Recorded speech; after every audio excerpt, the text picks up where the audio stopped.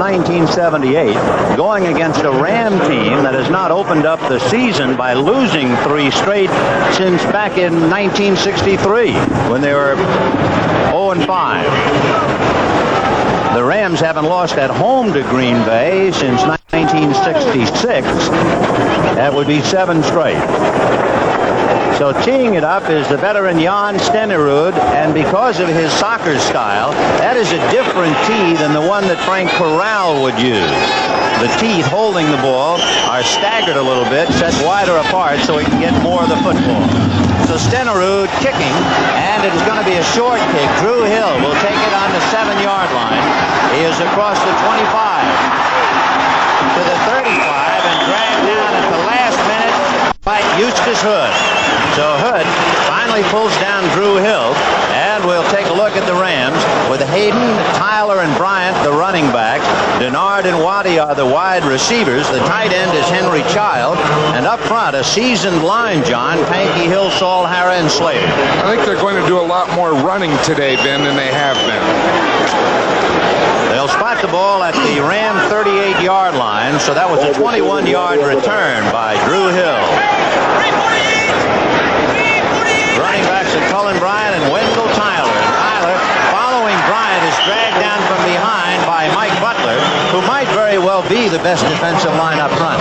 And that's going to be a very interesting matchup. I think Butler is probably the best lineman of the Packers, and the best offensive lineman is Jackie Slater of the Rams. Well, you see the 3-man front, and then here's the strength, the linebackers, Anderson, Wingo, Cumbie, and Douglas.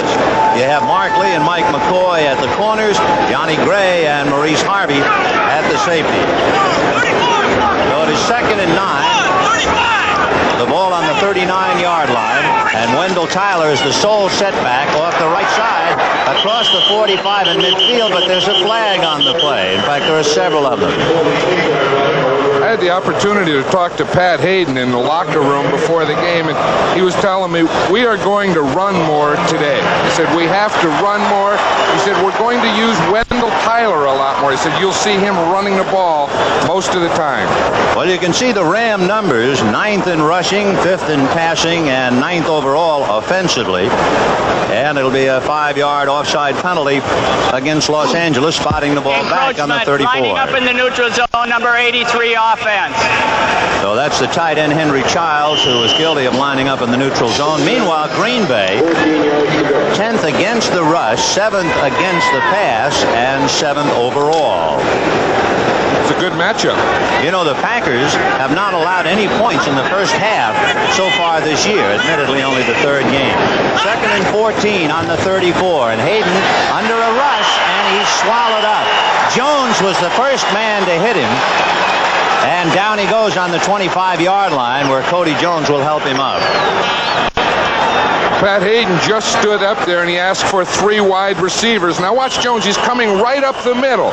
You see, he got by the center Saul, and then he got by the right guard Dennis Hara, and the next thing he saw was number 11.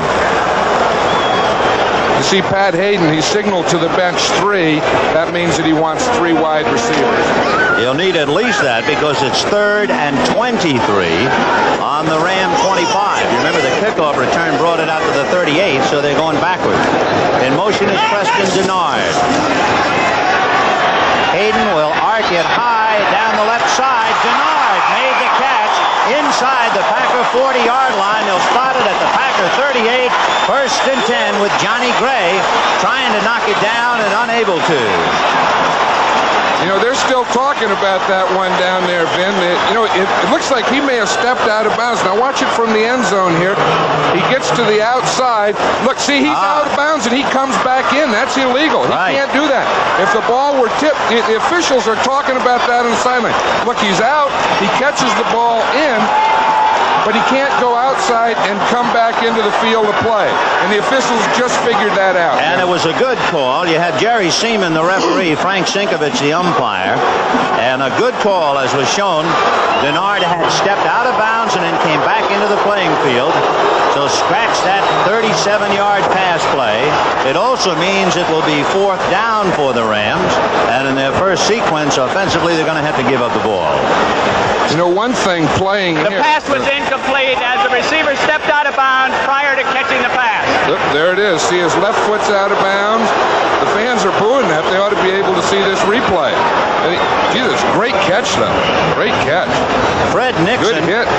and Johnny McCoy are deep, and Frank Corral, who goes both ways, kicker and punter, will be punting from the Ram 15-yard line.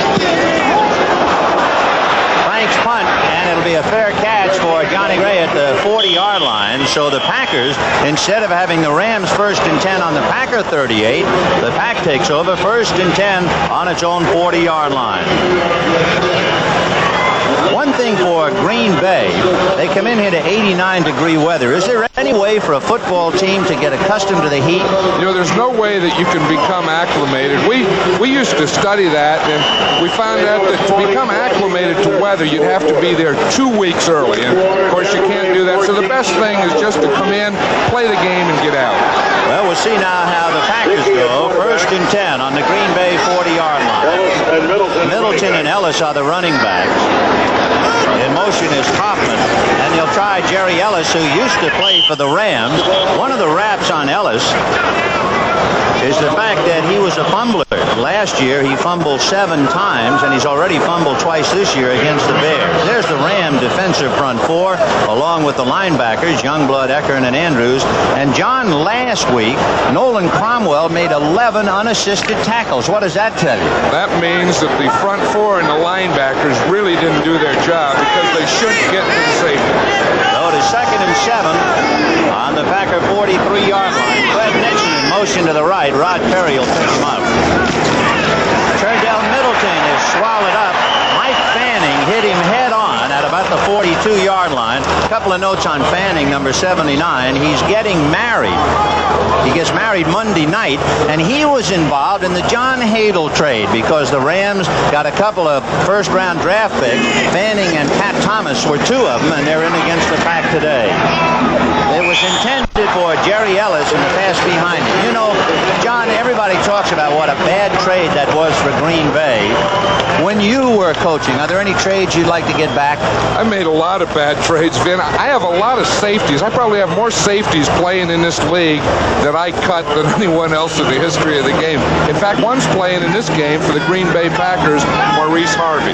Ray Stachowicz has a problem. Half of his punts have been returned for an average of 20 yards. That's the highest in the league. And they say that he really doesn't get the ball up, that he kicks too many line drives. He kicked for a line drive last week to Reggie Smith, who ran it 52 yards, and it got Atlanta right back in the ballgame. This will be handled by Leroy Urban at the 19-yard line. And he's got away from Whitaker, and they finally swallowed him up at about the 27-yard line. So for their second sequence, the Rams started first on their own 38.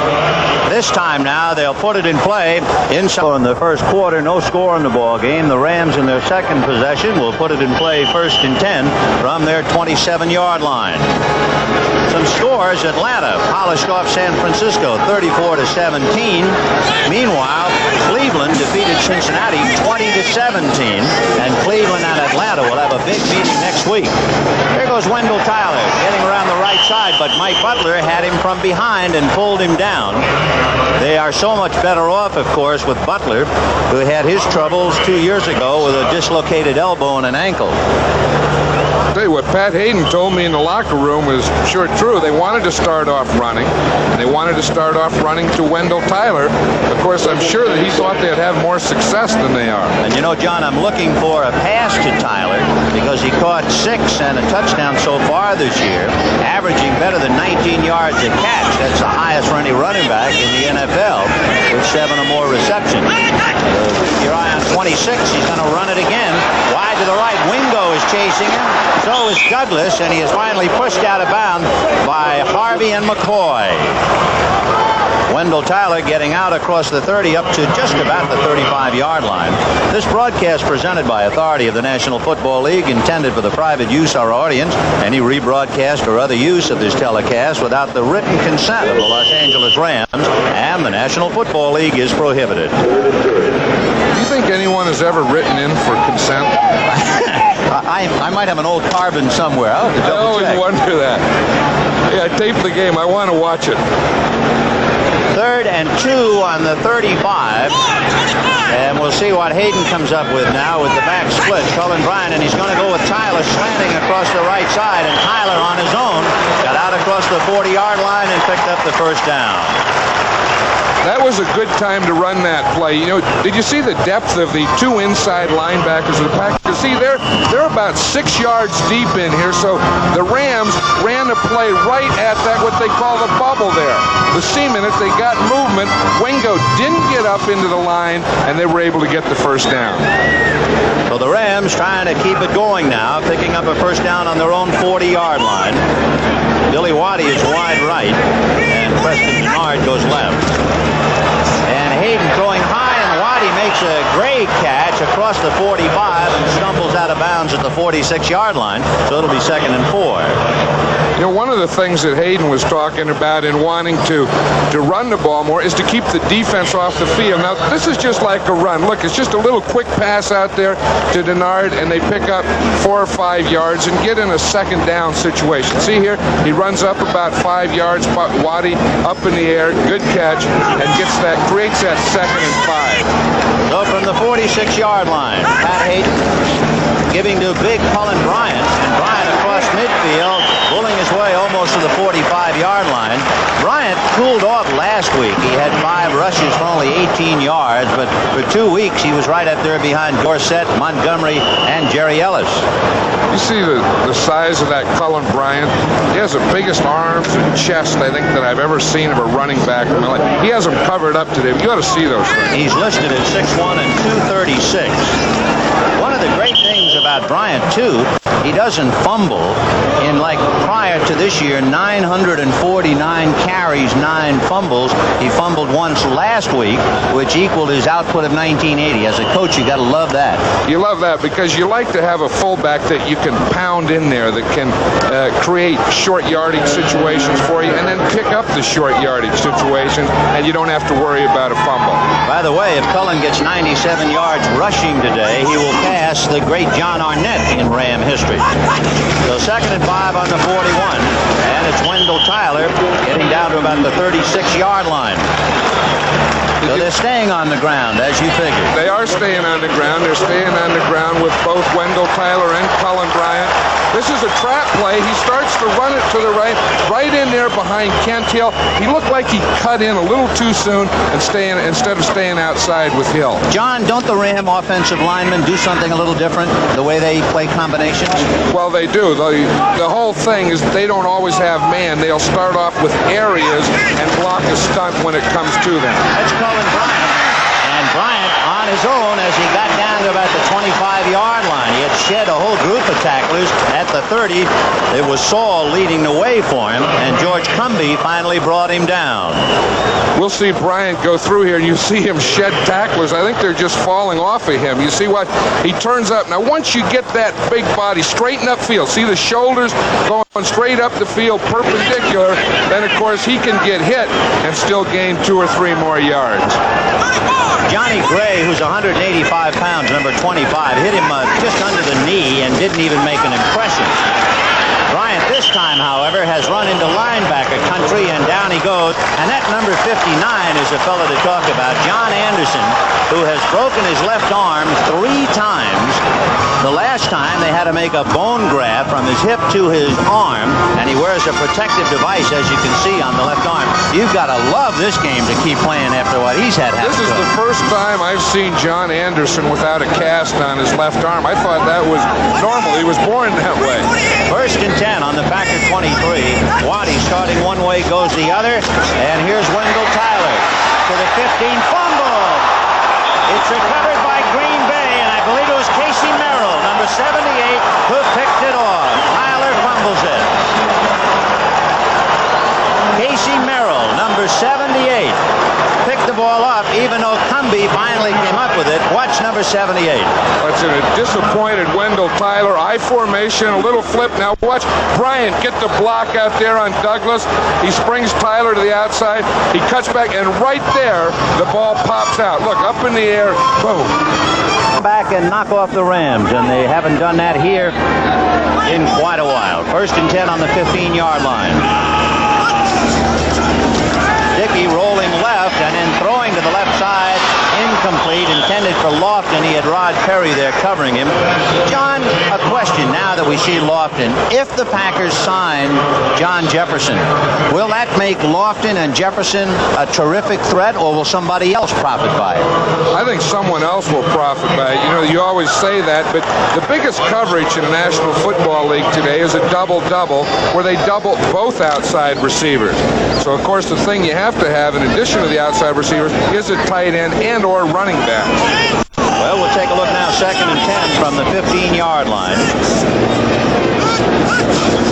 Lofton right, and it's Jerry Ellis, who was originally drafted by the Rams. Jim Youngblood hit him head on, and I was talking to Ellis about that yesterday as we see him here, and he felt that he could have made the Ram team. He said he just didn't get a chance. Or he didn't feel that he got a chance anyway. You see Jim Youngblood step right into that hole. I love that. Here's a 3rd and 9. The ball on the Packers' 16-yard line. Now Kaufman, the tight end, comes back to block. And a quick release and a great catch by Lofton.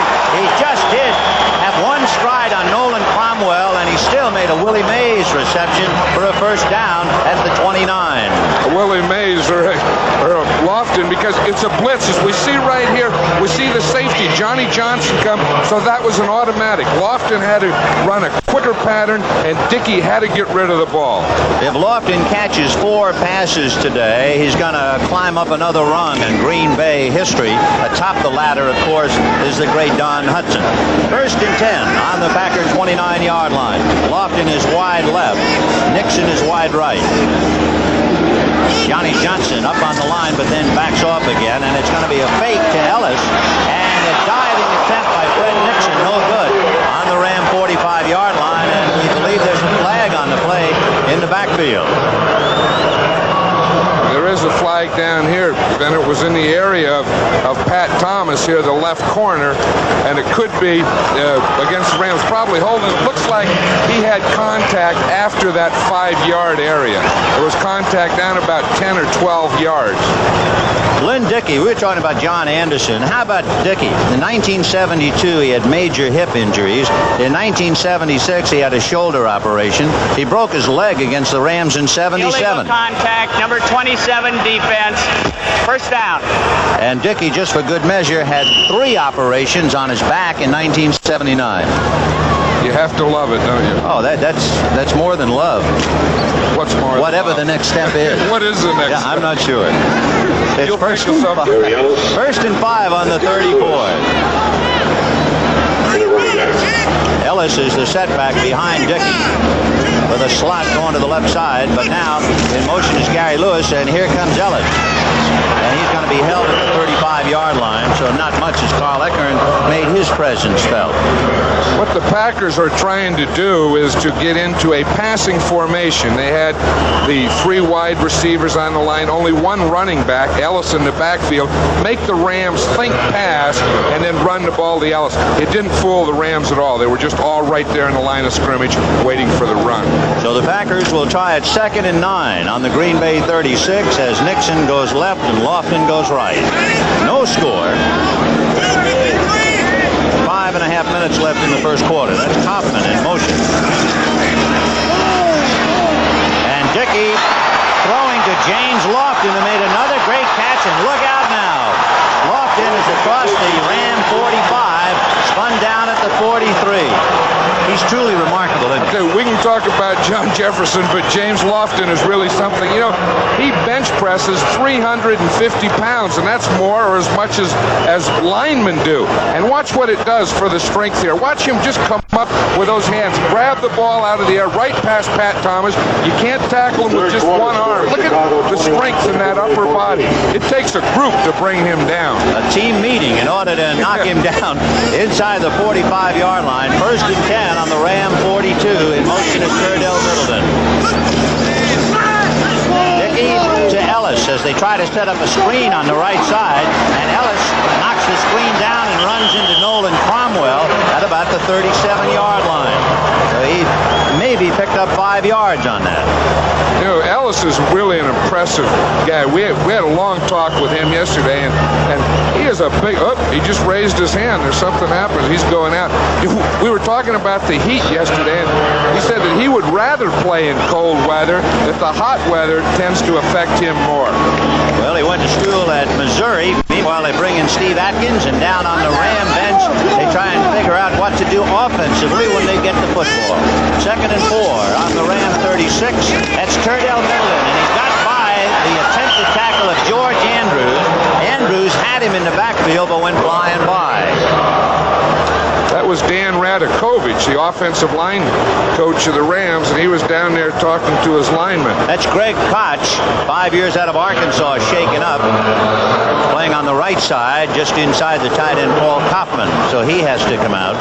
Of course, we've been talking about fellas playing hurt, and is that Zeke Bratkowski? That's Zeke. It sure is. He's signaling into Lynn Dickey the plays. See, no, he's telling, I don't want that one. Wait a minute, hold up. Of course, Zeke was here. He knows what it's like to wear the horns of the Rams. That's right. 3rd and 1 on the Ram 32. Nixon is on a wing and now goes in motion. Second man is Turdell Middleton, and he butts heads across the 30, and he's dropped to the 29. And that should be enough for the first down. So the Packers on the move as Turdell Middleton is playing for Eddie Lee Ivory. And, of course, when they're without Ivory, this is a totally different ball club. We have some numbers on Ivory, who went out with a knee injury, to show you how important he is to the Green Bay Packers. And Middleton has a big pair of shoes. For instance, offensively, last year, Ivory was number 2 back of Lofton in catching passes. So it is 1st and 10 on the Ram 29-yard line. The Packs started on their own 15 after a Wendell Tyler fumble was recovered by Casey Merrill.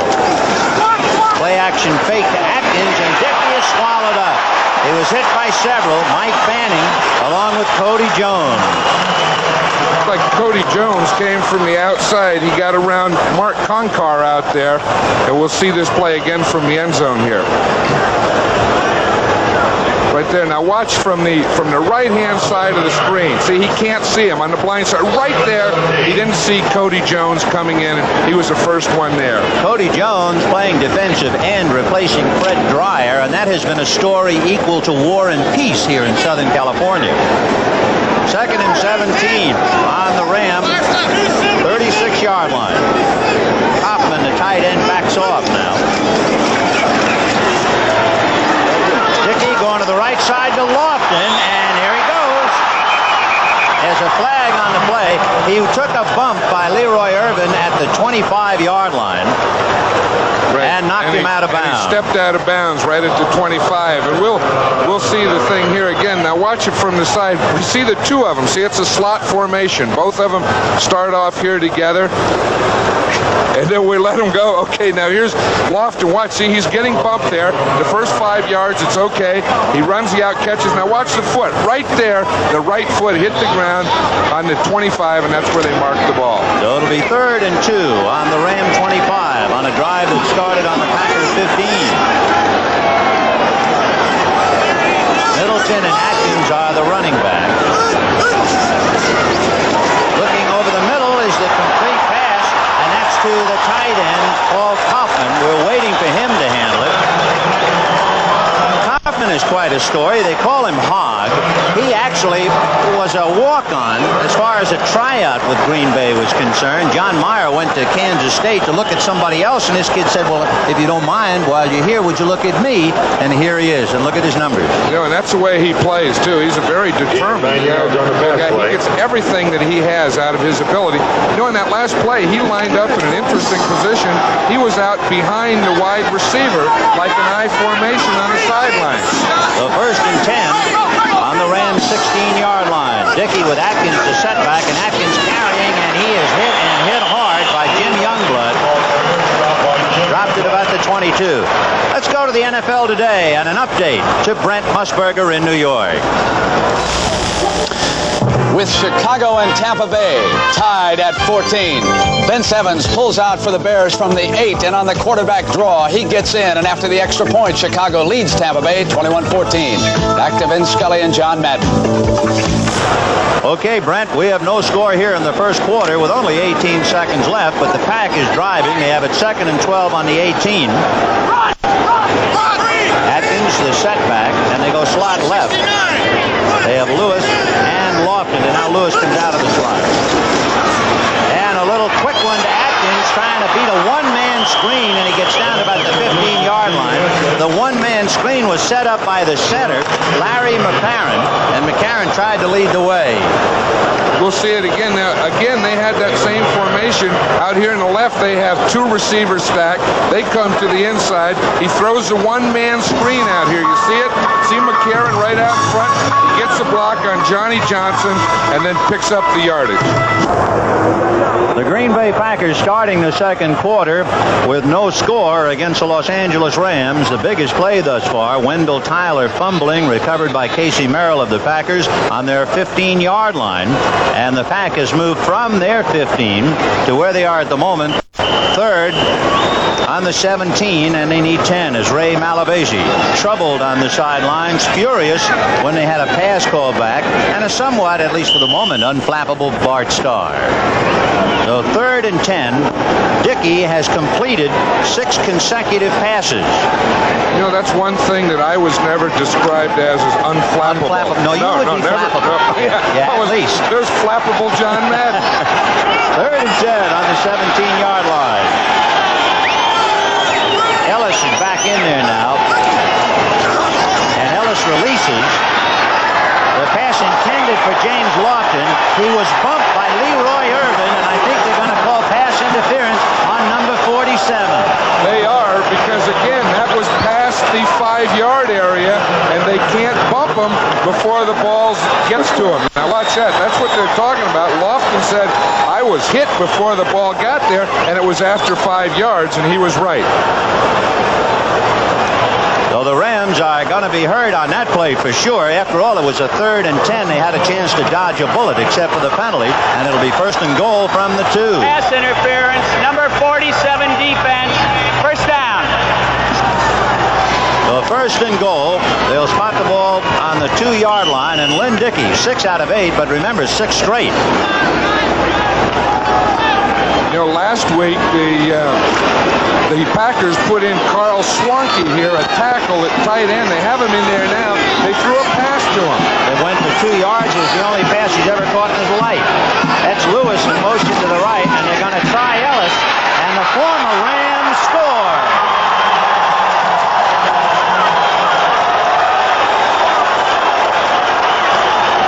I'll tell you, he's a happy man. He felt yesterday that he could run. He said that, you know, we can run on this team. Now watch him down here. He gets in there in that 5 yards.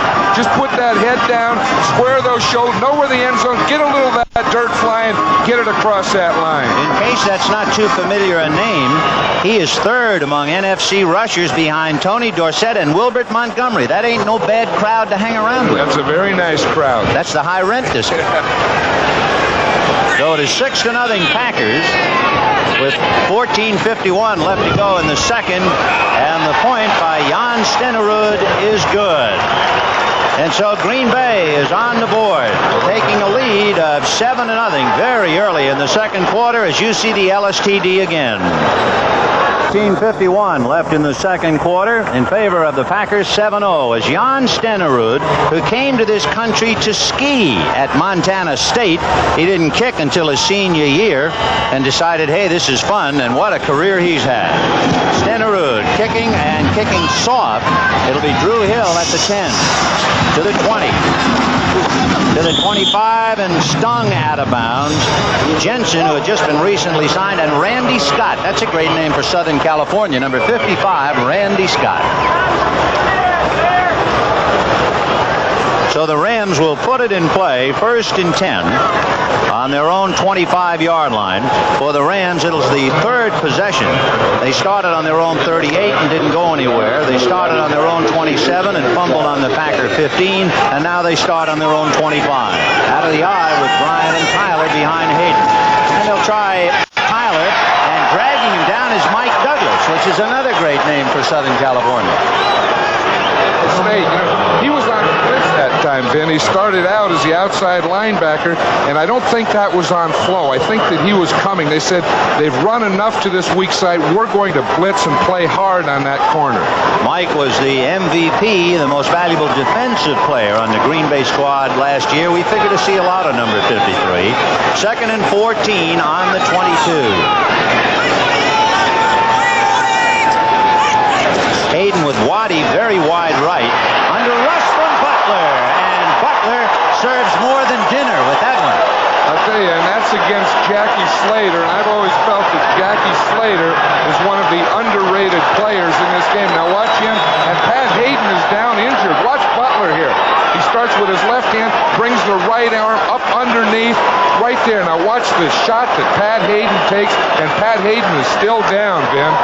Which is an absolute disaster for a good kid who has been troubled by injuries. And at the moment, the Pack leading 7-0. John Butler really hit him. Right, he sure did, and we're going to see it again from the end zone. We'll see Butler coming from the left, from the outside. See, now Hayden's dropping back. He's looking to his left. He's looking away from Butler. Now watch, he doesn't see him coming. He doesn't know it. Then right there, the helmet, and look at that shot that he took. You know, as Hayden is down and slowly gets up on his feet, as we take yet another look as Butler beats Jackie Slater, and of course that's got to really upset Slater for the rest of the day, not to mention what it did to Hayden. For Pat, going out, it brings up the point. Dan Pastorini working out this week. Will the Rams sign him? Would they go to the kids like Rutledge and Kemp? And immediately now, you can see that Hayden is very much under duress as they take him to the sideline. Right, and it looks like more than a concussion. It looks like maybe a shoulder or left arm. So Jeff Rutledge, who came into the rescue in a Chicago Bears start, only to throw an untimely interception, is suddenly called in on a 3rd and 23 from the Ram 13. As soon as we get a report on Hayden, we'll pass it to you. It's the second man. That's Wendell Tyler. Tried to follow Gooman's block and gets to the 24-yard line, and there's Mike Butler again. Well, I'll tell you, he came out of that play, and all he wanted to run was make it look like a pass and run a draw. You know, next week on CBS Sports Saturday, follow the legendary Roberto Duran on his comeback. He'll take on the newly crowned European super welterweight, Luigi Mincio. That's next Saturday for the drama. One of sports' most fascinating stories continues, 4:30, 3:30 Central Pacific on CBS Sports Saturday. There's drama on the sidelines as they minister to Pat Hayden. Meanwhile, Frank Corral will be punting again from his own 10-yard line. Deep is Fred Nixon, standing on the Packer 33. Corral kicking to Nixon at the 33. Fred is to the 40, and they put a sandwich on him and dropped it. Doug Smith was there to hit him first, along with Arnold, and there's a flag on the play. That's Dr. Bob Curlin just to the right of Pat Hayden. Meanwhile, let's get the call after that return. The flag is at the 45-yard line, and the ball about the 43. Bob Curlin on the right is an orthopedic surgeon. Internist Toby Friedman is on the left. Trying to figure out if you can guess by which doctor is talking to him to the extent of the injury. They look like they both are. They look like a... Team during the run back. Look like a whiplash. You know, the way he was hit, his whole body just kind of... I was thinking of the collarbone because Butler hit him just about there on the left side. 12:55 to the half, 7-0 Packers. The field, a blow to the sternum is the first report, John. And they'll take him in the locker room now, Ben, and have x-rays right in the locker room. 1st and 10 on the Packer 33. Dickey handing off to Turdell Middleton, and he just about got back to the line of scrimmage. As soon as we get a further report, we'll pass it along to you on Pat Hayden. You know, we had talked about quarterback controversy in Los Angeles. That has really been the story, I guess, of this franchise, as we see that Jerry Ellis is down what looks like a knee or ankle. And of course, again in 1981 is brought to the point as Hayden is carried out. But you can go back here to Bob Waterfield and Norm Van Brocklin and just keep turning the pages, and we'll do that for you a little bit later on. Up here and walking away. He'll never live that one down. 2nd and 10 on the Packer 33. Lofton goes wide right. Fred Nixon is wide left. Here comes Middleton. And he gets across the 35-yard line. There's a flag on the play. Carl Swanke, number 67, trying to lead the way for him. And it's something against the Packer offense. That's it's holding right there. That's the umpire calling that. And he saw something right in the middle of the line when the ball just started to move. Well, you got a report that Jerry Ellis, who scored the Packer touchdown, had hurt his left ankle, the reason he had to leave. So without Ivory, without Ellis, the load now will be shared amongst Turdell Middleton, Steve Atkins, and Jim Jensen, who they just signed recently. Harlan Illegal Huckleby use of might be in. hands, number 69 offense. Tampa Bay and Chicago. Look at those Bears on a great run back, leading Tampa Bay 21-17 in the fourth. The Saints and the Giants are back at it. No score in the second quarter. Denver on the boards, leading Baltimore 7-0 early in the second quarter. The Giants don't like to score in the first half. No, they don't want to, don't wake up a sleeping giant. They keep that juggernaut under wraps. 2nd and 20 on the 23. That is some juggernaut, John. That's Kaufman, the tight end, who's coming out of the backfield. To the 25, to the 30, to the 35, to the 40. Swung out of bounds by Rod Perry at about the 43-yard line. So the tight end was in the backfield once before, and this time it was as if he was playing halfback. Paul Kaufman has lined up all over the field today, Ben. We saw him once. He was outside behind the wide receiver. We see him as a tight end. We'll see him here now coming out of the backfield. See, he starts and then he'll swing out. He'll swing out right here on a running screen. The line's out in front of him. He gets that big body going up the field. There aren't too many Rams around that are too interested in getting in there. Now it's a very big play. Green Bay expects to keep it going. They have a 3rd and 1 on their own 42-yard line. So let's see what number is called with Atkins and Middleton behind Dickey. Whoops. Now let's see how it's ruled. Did they jump or were they drawn off? That's Reggie Doss, number 71. But number 71 defense. So Reggie Doss is guilty of the infraction. Green Bay says thank you very much, and they pick up the first down. There is Jerry Ellis working on that ankle, John. Right, he was hit by his own man. One of his blockers in front of him, the lineman was blocking and went back and whipped his legs from behind. Reggie Doss, a big man at 267 pounds, spelling Larry Brooks. I have a question to ask you about, we've already talked about whether you believe the speed they put in the press guide. So-and-so runs a 40 and 4.5. I want to ask you about weight. But first of all, 1st and 10 on the Packer 47-yard line.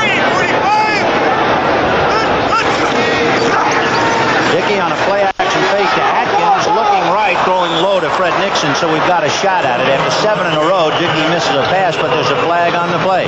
What about weight, John? Are these fellas honest, or are they up to tricks? Well, they have weights that they're given by the coaches, and sometimes they don't agree or like that weight. Fred Dreyer used to wear weights underneath his shoulders so that he would weigh more when he got on the scale. He had a T-shirt on, you mean? He had a T-shirt, and he put weights underneath the T-shirt. Bill Bain, a backup guard, has a magnet that he can hold in his hand, and when he gets on the scale, he weighs 12 pounds less. They say the only guy that's constant is Murphy, Big Phil Murphy, because he weighs 300 pounds. Number 82 offense. And that's as high as the scales go, so when he gets on, they just say Murph 300.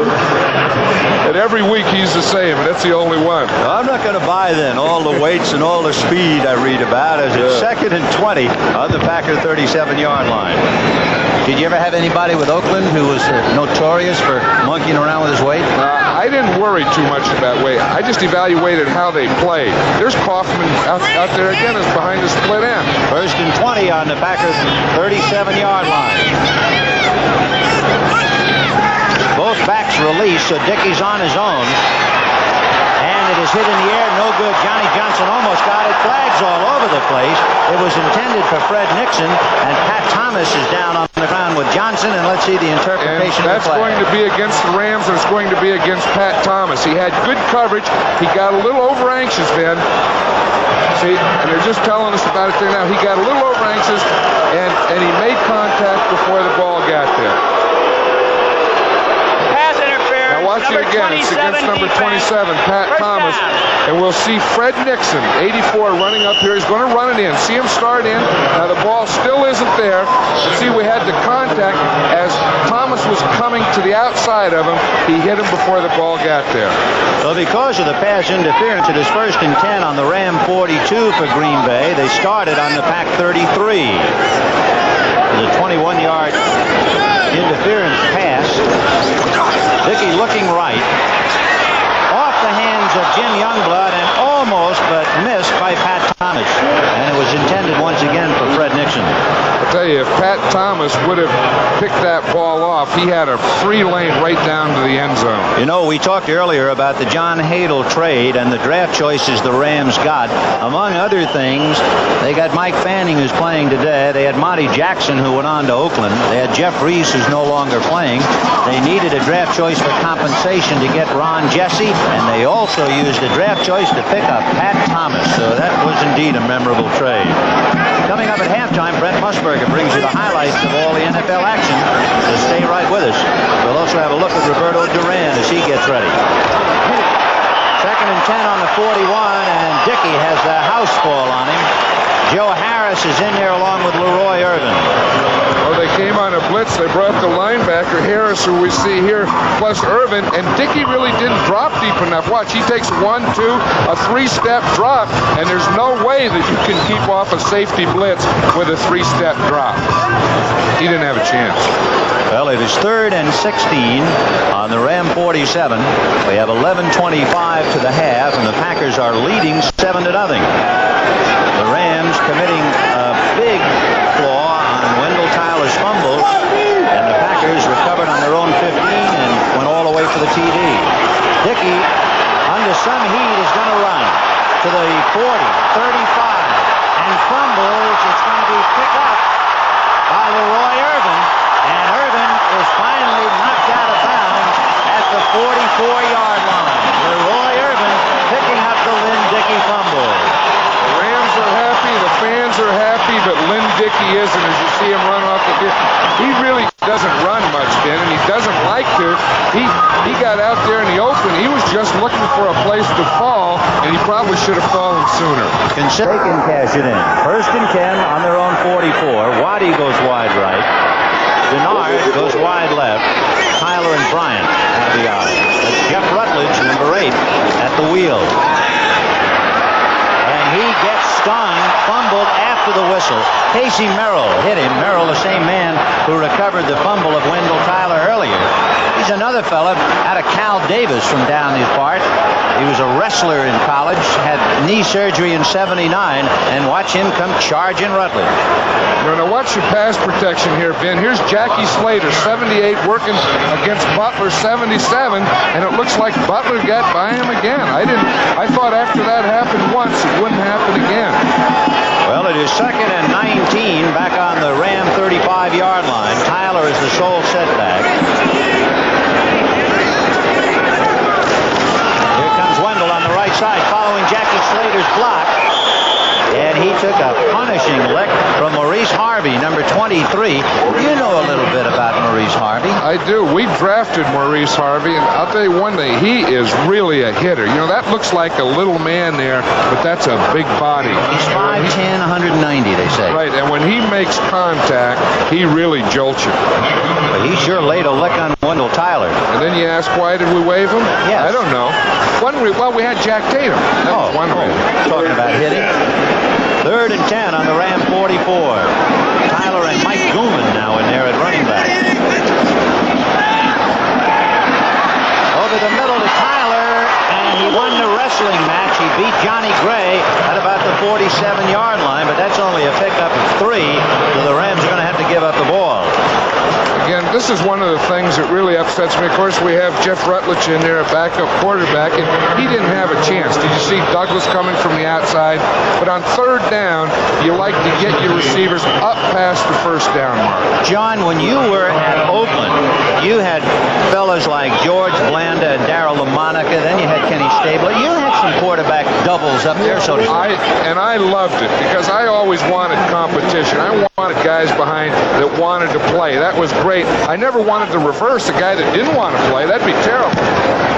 Here's the punt now, and Fred Nixon standing at the 15-yard line. Got away from Joe Harris. Still on his feet, and down he goes. Ivory Sully hit him at the 25-yard line, and he spun forward to the 27. And there is a Packer hurt on the play. It's Whitaker. Is first and 10 on the Green Bay 27, 8:47 to the half, and the Pack leading 7-0. And Pat Hayden is out, having been injured. This is Atkins.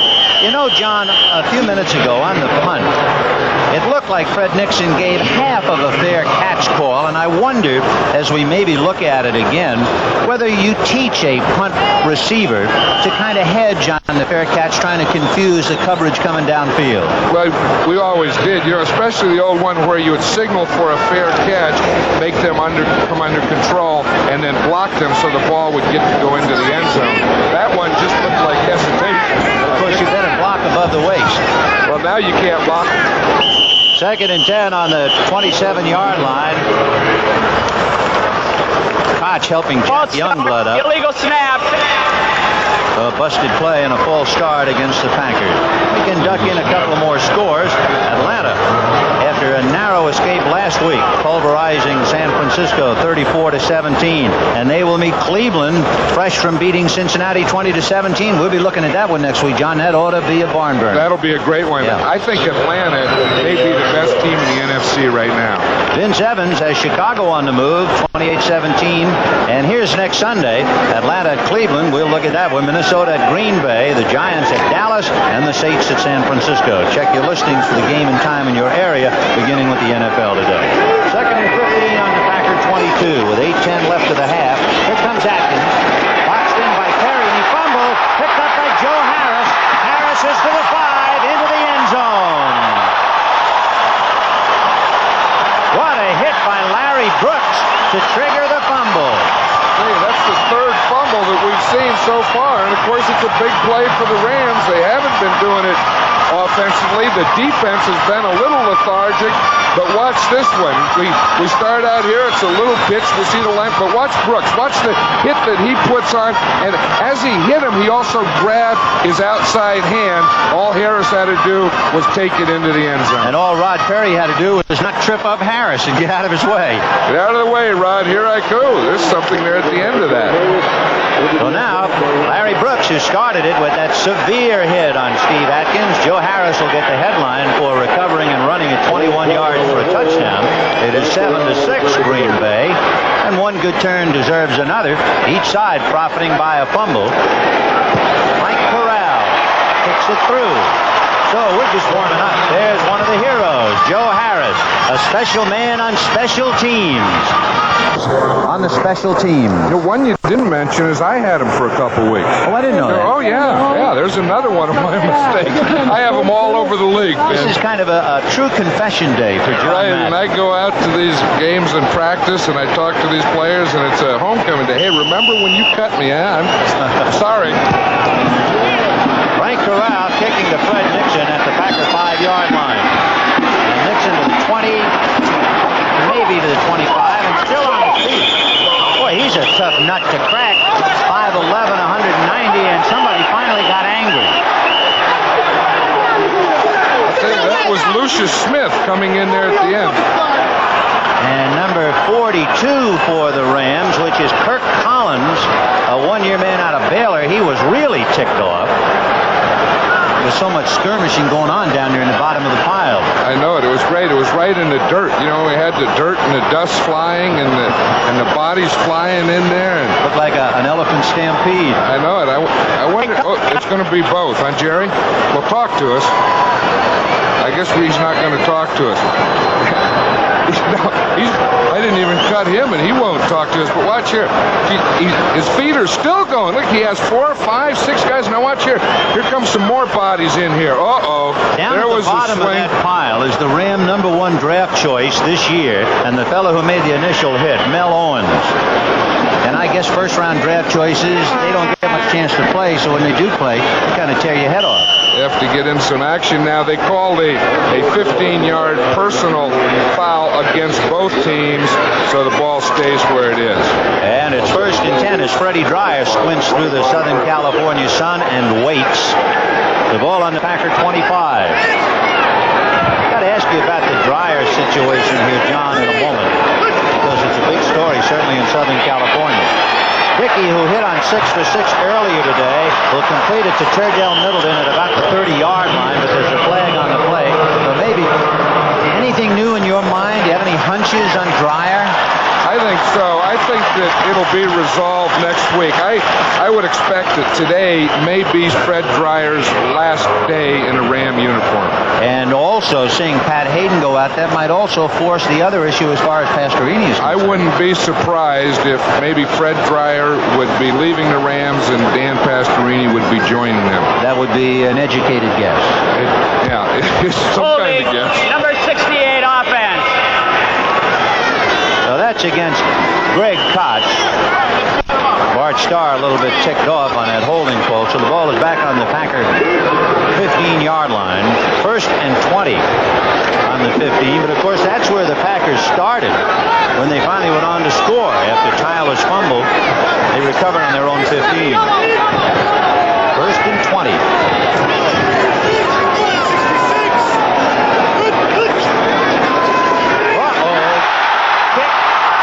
Cody Jones, and now the Packer playbook is causing trouble. The last man in the world who expected to get the ball was Atkins. I'll tell you, I don't know why he was I don't know why he didn't expect it, because he was the only back there. See, he turns. Oh, I see what happened. It was supposed to be a handoff. He missed the handoff. Now, really, Dickey should have just fallen on the ball there. After you missed the handoff, then he tried to give it and pitch it to him again. Now, Lynn should know better than that. I mean, it was probably Atkins' fault that he went too soon, but after you do that, the best thing to do is just drop down. You can't make a toss out of it. So it is 1st and goal on the Packer 2. The Rams get their second big break. Remember, they recovered the Atkins fumble, and Joe Harris ran it in. Now the busted play, and he'll go to Wendell Tyler. Touchdown. It took a while to call it before they ruled he had broken the flame.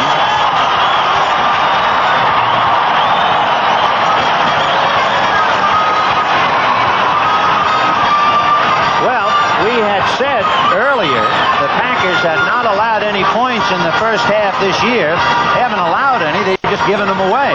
Watch this. The Packers are down low. Now Tyler will come in following a lead and leap for 4 yards right over the top. Look, he's still fighting. Now all the ball has to do is break the plane of the goal line. Did you see him put the right arm out there with the ball? That broke the plane. That means touchdown. And it also means a 13-7 Ram lead. And Frank Corral, who has kicked 56 consecutive points, trying for 57. It's a Heinz variety. It's 14-7 in favor of Los Angeles. Bryant was taking care of Cumby, and Wingo tried to hold a flying Wendell Tyler, but he couldn't do it. So thanks to the Packer generosity, the Rams are leading 14-7. And the Packers have plenty of time to go back into the dressing room, at least even, and then some. You have 7.5 minutes. A quick shot of Lynn Dickey, frustrated on the sidelines. Fred Nixon is standing on the Packer 5-yard line. And Corral not kicking that deep, and Nixon this time will take it from the 3 to the 15, 20. Joe Harris is the first man to wrap him up, and then Mike Gooman, number 44, on top. But it was Harris Harris once again making an unheralded play this time. You know, we can talk about the strengths of teams, but these turnovers have so much to do with wins and losses. Look at the teams that in 2 games have had a lot of turnovers. All 0-2, 0-2, 0-2. And But then let me ask you something. Supposing the Packers have 5 turnovers today, but supposing the Rams have 4 turnovers. Well, that's the most important thing. It's ratio of turnovers. I used to hate to have turnovers, but I figured if we're going to have some, then let the other team have the equal number and we'll be okay. You know why I asked you that? Why? Because you taught me that. 1st and 10 on the Packer 23. Jim Jensen, who has just recently signed, used to be the big running back for Denver, now is the setback. Lewis in motion. Dickey looking left and going left. And he's got his man Lewis, and so does Johnny Johnson, and he was stepped out of bounds.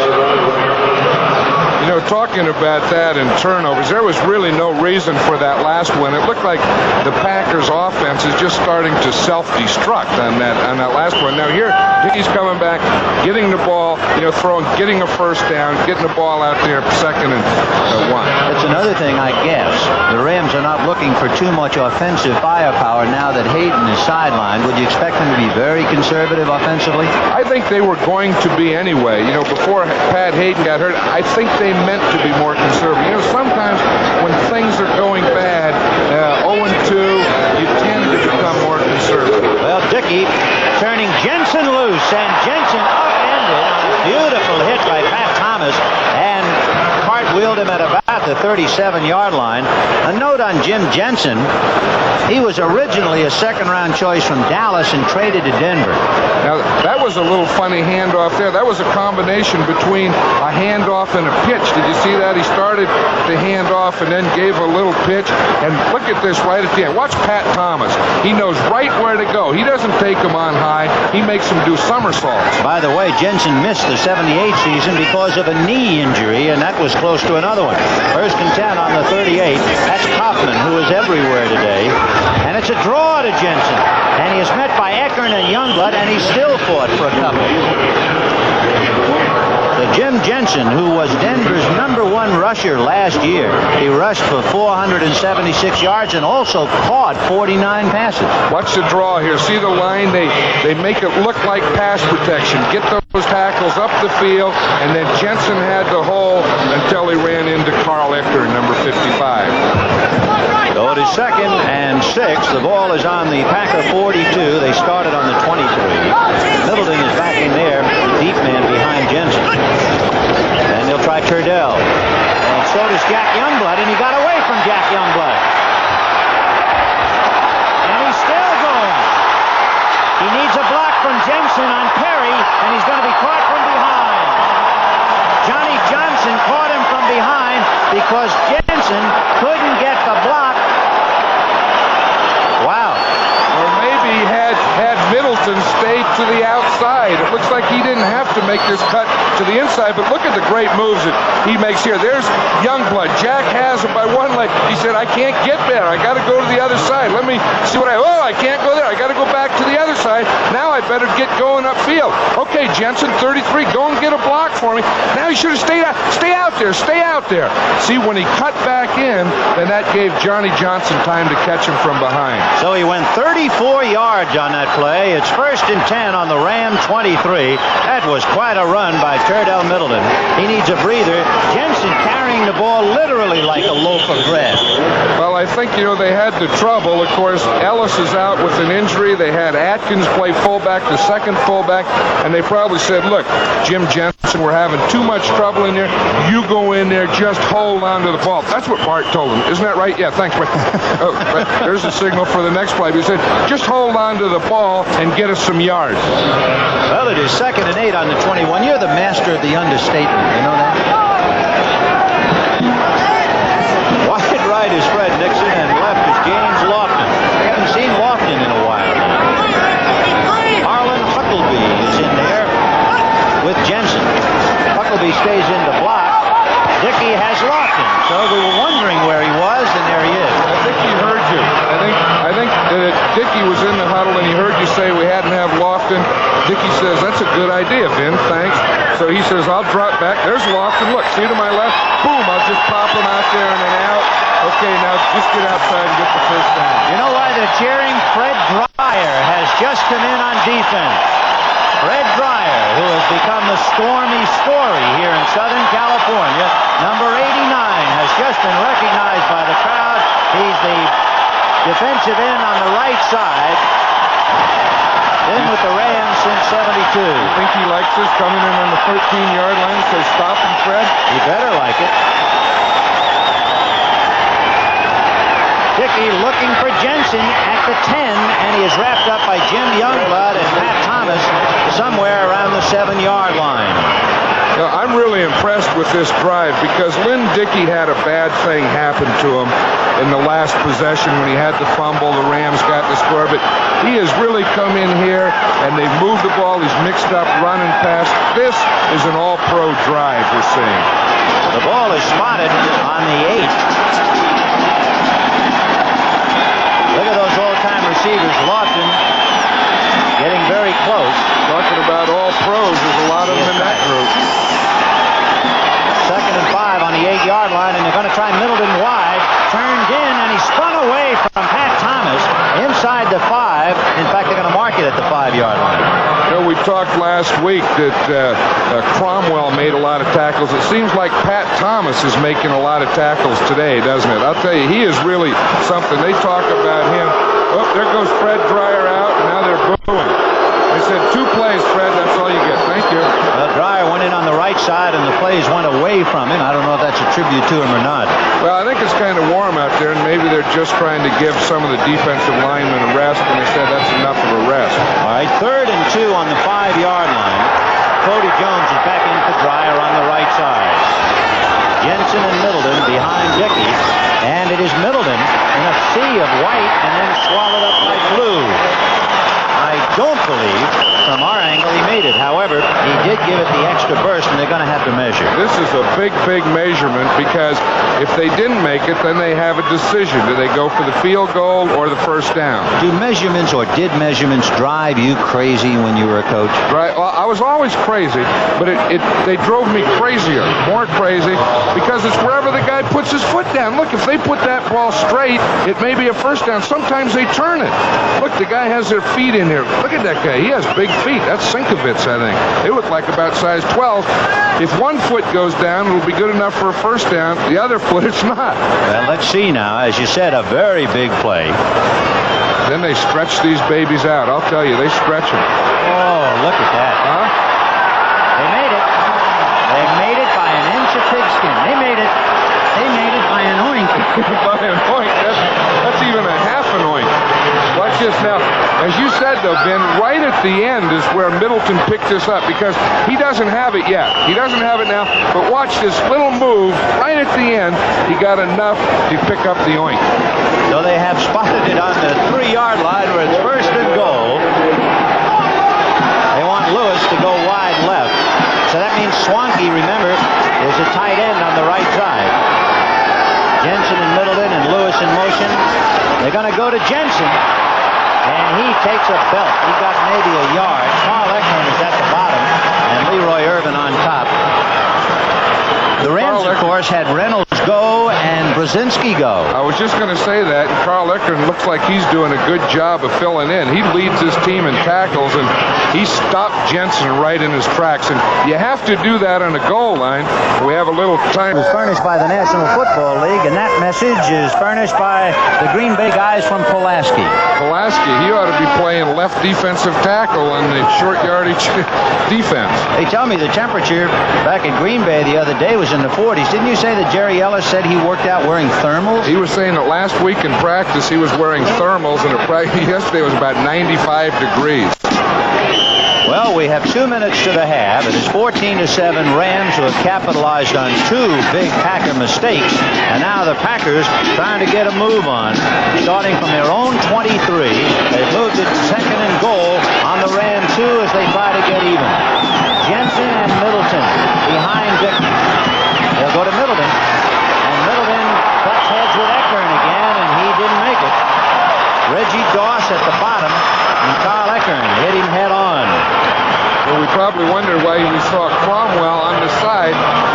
comes out in short yardage, and they have the extra linebackers in there. Now watch here. Middleton looks like he has the hole. Eckern makes the tackle, doesn't let him allow to get that extra fall forward.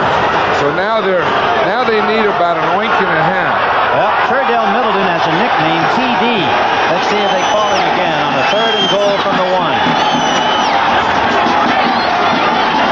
Kaufman, the tight end, is on the right. They go to Jensen. He didn't make it.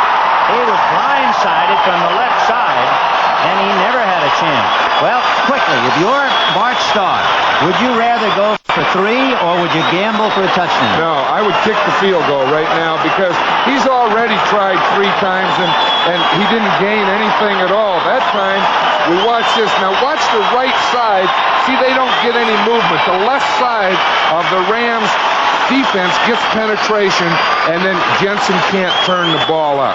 Well, Jan Stenerud, 15 years out of Montana State, born in Norway, and for 13 years, kicker for Kansas City. One of the all-time greats will try to soccer style it through. He thumped it, and it's good.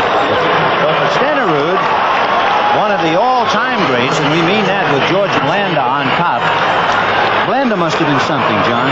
He was. I think he was the fiercest competitor that I've ever known. Look at that. He scored a lot of points, too. Wow. But George never wanted to lose anything. And I'll tell you, when he last played, he was 49 years old, and he was representing not only himself, but every middle-aged person in the world. Packer hurt on the play. Can't quite make out the number. It is 14-10 in favor of the Rams. Say, but they very well could be because they know what they have to do. A knuckleball down to the middle. That's Reggie Doss sitting on top of the teammate who fielded the ball. And the Rams will put it in play somewhere around the 27 or the 28. It was Irv Pankey, number 75, who fielded that ground ball. We have 29 seconds. The Packers, feeling they did not want to risk a run back from Drew Hill, and of course he can bust him. And Jeff Rutledge is coming in, and for you folks who weren't here earlier, this is why Rutledge is playing. We're going to see it coming right from the outside here from Butler to his right. See right there, he didn't see Butler come, and boom, he really got it, and it's a sternum injury. 1st and 10 on the Ram 28 is Wendell Tyler weaving his way and gets out across the 40-yard line before Harvey can tie him up. Rams are trying to get a timeout, but they didn't get it. Now Rutledge finally got the referee's attention. They just lost 6 of them, but I like to have 2 different people punt and kick. 1st and 10 on the Ram 41-yard line, and here's Cullen Bryant, and a good hit by Mike Douglas, who got him at the ankles. That was a textbook tackle. That sure wasn't. He's that type of to do that. 2nd and 6 on the 45. So the Rams have to get at least another 20-some-odd yards, and they're going to try and do it now. Rutledge throwing to Waddy, no good. Mark Lee and Billy Waddy bumping a little bit, but it is ruled a legitimate play. And the Rams sideline was upset. They wanted a call here, and I think that maybe they could have. Watch here. We'll see Mark Lee right here. Now they're both going up the field, and there's a little bump there. I don't know. I don't think there's anything wrong with that. He has as much right to the ball as Waddy does. Mark Lee has 6 brothers and 5 sisters. He is certainly accustomed to fighting his way to an objective. Right, and probably a lot of bumps. Getting to the dinner table, there's probably 8 chairs and 11 people fighting for him. It's odd man out. You know, when he was in spring training for the Packers, they said they timed him running the 40 in 4.4. It seems a little close to impossible. Rutledge going deep down the right side. Mark Lee defending, and he has broken it up. Moore was down there, and it looked like Lee had a better chance of catching it, and time has run out, and John, we take another look at it. I think, just for a second here, Jeff Moore had the ball right there. Well, it looked like Lee had it also. They both had it for a second, and it ended up on the ground. And it has ended up here in Southern California. At the end of the first half, that may be enough for them to win this game. So Frank Corral and the Rams will be kicking off. And deep is Fred Nixon standing on the Packer 3-yard line, and it is a short kick. It'll be taken and fumbled at the 10, but then Nixon recovers and is going to be dragged down just shy about the 18-yard line. It was the first-round draft choice again, Mel Owens, who made the tackle. And there are the first half stats, and of course the glaring one, the yards passing. What that minus 17 translates into, they passed for 10 yards, and they were sacked for 27, so it comes up a minus 17. Right, and the other one, the big one right down there in the bottom, turnover, where the Packers had 3 and the Rams had 1. That's really the story of that first half. Well, we'll see about the story of the second half now. It is 1st and 10 on the Packer 18. Nixon goes wide right and Lofton wide left. Rod Perry is on Lofton. Middleton and Jensen are the running backs. Remember, Ellis hurt his ankle. Jensen trying to slant across the left side, but the Rams read that play perfectly and stacked it up with Eckern and Fanning, and at the bottom, Larry Brooks. Was that a capsule thing when you said to do it in a capsule? Was that a I think so, yeah. A large capsule. A space capsule. We didn't have much space. 2nd and 8 on the 20-yard line. Lynn Dickey at one stage had 6 in a row. 2nd and 8 on the 20. In motion is the tight end who's omnipresent today. That's Paul Kaufman. Dickey hesitating, and now with Cody Jones behind him, throws all alone to Turdell Middleton. There's a flag on the play. Perry tripped him up at the 20-yard line, but hold everything. The flag is back on about the Packer 15-yard line, so it looks like that'll go down the drain. Right, and it's back in the area that they're going to call holding on the offense. So on a 2nd and 8 from the 20-yard line, the penalty evidently will go against, and this is an awful thing to do to anybody, Sid Kitson. You know, those are the things that really hurt, you know, and you don't see in the newspaper when you read the accounts tomorrow that in essence isn't only a 10-yard penalty, that's about a 60-yard penalty for holding. Number 79 offense. And the 79 is Konkar. So what would have been a great play, and probably was only a great play because of the penalty in the first place. You know, and Konkar really did a good job of pass protection. Dickey had a scramble, remember, and as he was moving, that's when Konkar got the holding penalty. It was a late holding penalty. So it is 2nd and 18 from the 10-yard line. Jensen and Huckleby, and it'll be Jensen. And he's out to about the 13-yard line. Harlan Huckleby. Doesn't that remind you of Charles Dickens? That's a great name, Harlan Huckleby. I don't know if he should be a running back. You know, I think maybe a defensive lineman. You know, like a nose tackle. You know, Tough Hurryin' Harlan Huckleby. That's it. Hurryin' Harlan. The Giants leading New Orleans 13-0. Denver out in front of Baltimore 14-3 in the third quarter. So 3rd and 15, the ball is on the Packer 13-yard line. It is 14-10 Rams, and Dickey trying to get his ball club moving. Lofton is right, Nixon left. Hoffman staying in the block, and there's a hit. The hit is by Rod Perry on Fred Nixon to break that up. And you see Pat Thomas is over there to congratulate him. These are 2 great corners, and they've been really one of the strengths of the Rams defense, of these 2 corners. Watch Perry come in, boom. Now he arrived there right at the time the ball did. That's a legal play. I know you remember that was an 83-yard touchdown interception by Rod Perry against Green Bay last year, and a very interested observer is John Jefferson. He's thinking, I would have caught that one. JJ, he probably would have been run 80 yards with it. Leroy Irvin is deep, just about in midfield. Stakowicz gets his punt away, and Irvin backtracking to the Ram 45. And Huckleby was just leveled, and flags everywhere. Ivory Sully hit Harlan Huckleby, and let's see if there's a penalty on that. Oh yeah, there sure is, and that's the reason that there's a penalty is the hit that Ivory put on, because it was in the back. And we'll see it again. We'll see it right here. We used to always have the rule, if you can read his name, don't block him. You see, and he hit him right in the numbers, right in the back. So Harlan Huckleby is clipped by Ivory Sully, and in a moment that penalty would be exacted against the Rams. By the way, we get a report that Pat Hayden is in street clothes and is now on the Ram bench. In fact, he is seated on the bench with Doug France.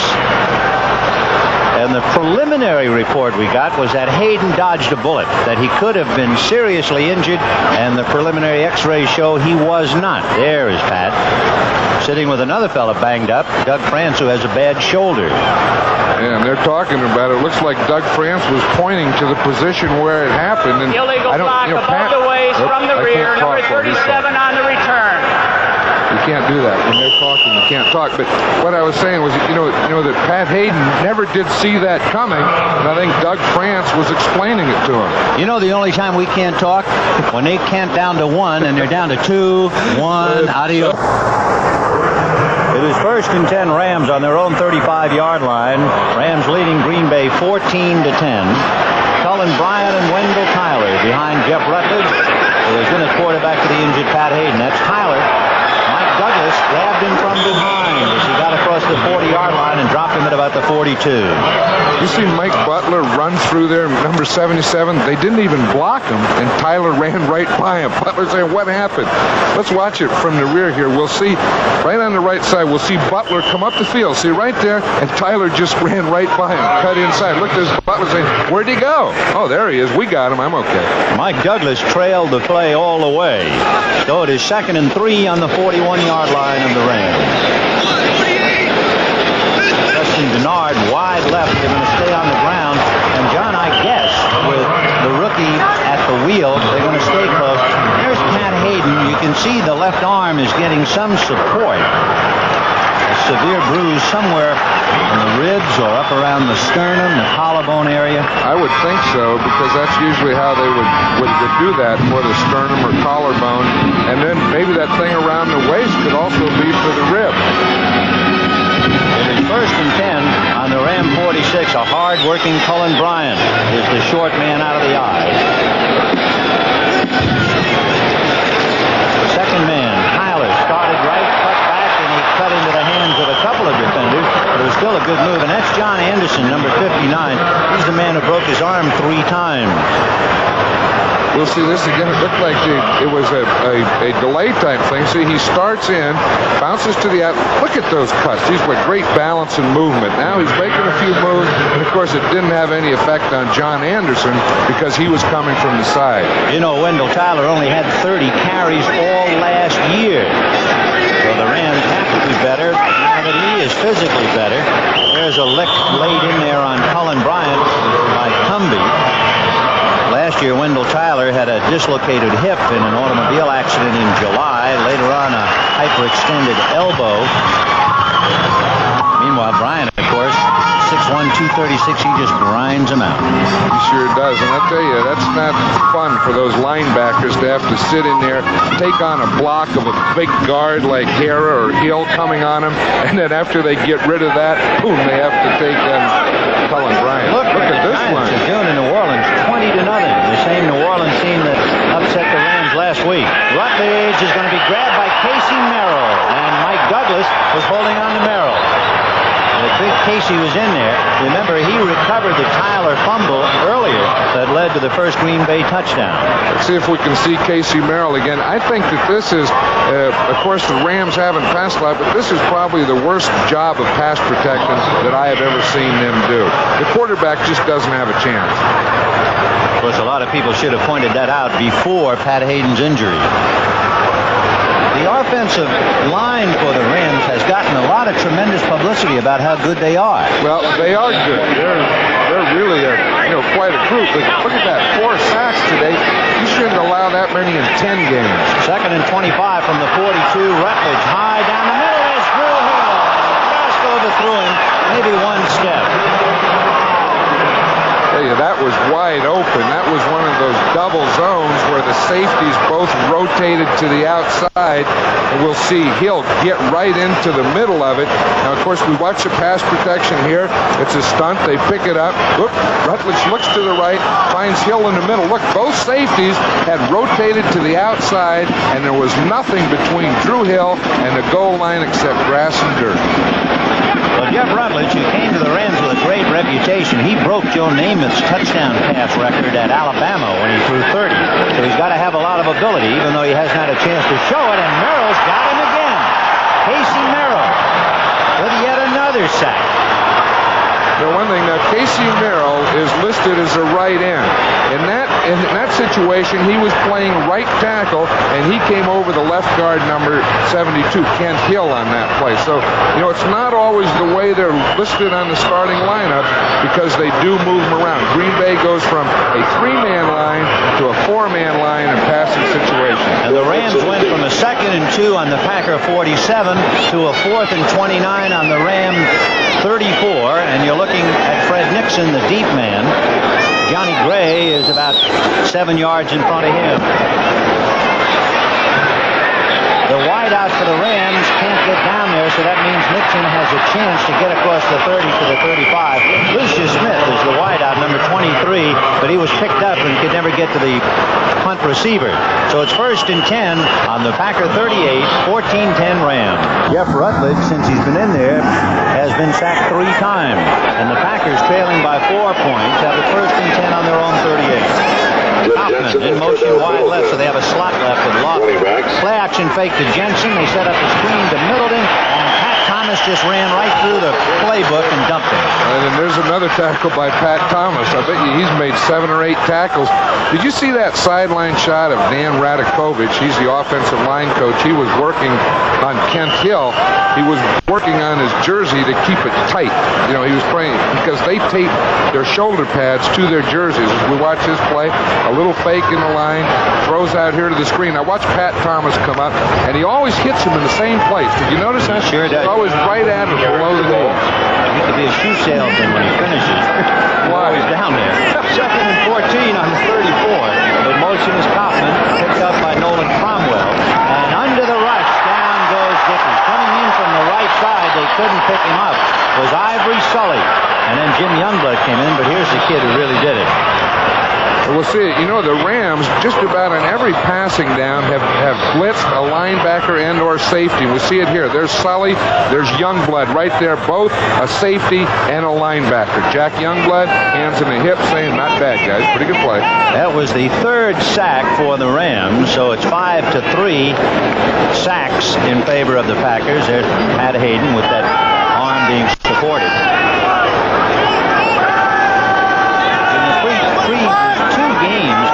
Sacked 9 times by the Rams. Now he sets up and throws. No good. It was intended, surprisingly enough, for Andre Thompson, who has a hamstring, and we were told we would not see him. But there he is. Well, of course, the Rams were in their 5 defensive backs, and the Packers were trying to get as many wide receivers as they could out there, so they had 3 out there, and that was what brought Andre Thompson into the game. Ray Stankiewicz, who has been averaging 40 yards a punt, one of the reasons they picked him, drafted him number 3, they say he's a great cold weather player. He played at Michigan State, and he figures to see a little cold weather with Green Bay. The punt right now is to Leroy Irvin at the 33, and see you later. At the bottom is Whitaker. They hit him immediately. That would be Bill Whitaker, a rookie out of Missouri. They say he's a big play man. He just made one. 1st and 10 on the Ram 34. Jeff Rutledge with an I formation. Tyler, the deep man, behind Bryant. 14-10 Rams. And here comes Tyler with Bryant blocking on Douglas. And while Douglas was slowing up the block, Tyler was caught from behind by Cumbie. Of course, that's the important thing, as we start up the field, to keep him where he can't get outside. Okay, now watch Jackie Slater on the offside against Butler. They're fighting all the way down the field. He said, Butler, you got in twice. You aren't going to do it anymore. Butler's saying, he was holding me.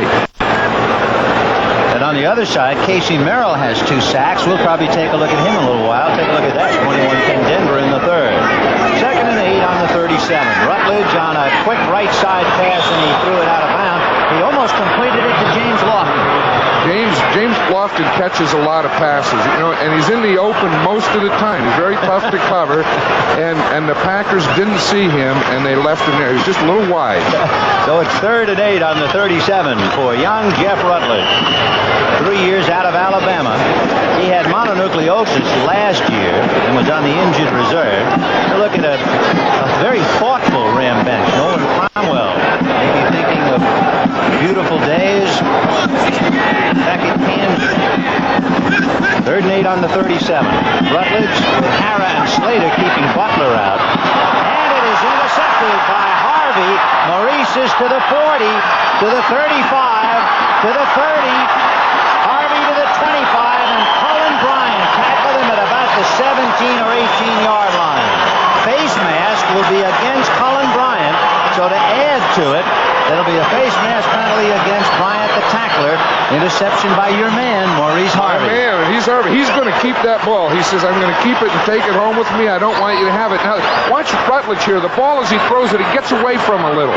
It took off on him, but watch Harvey. He's only 5'10". He got up about 6'9" that time.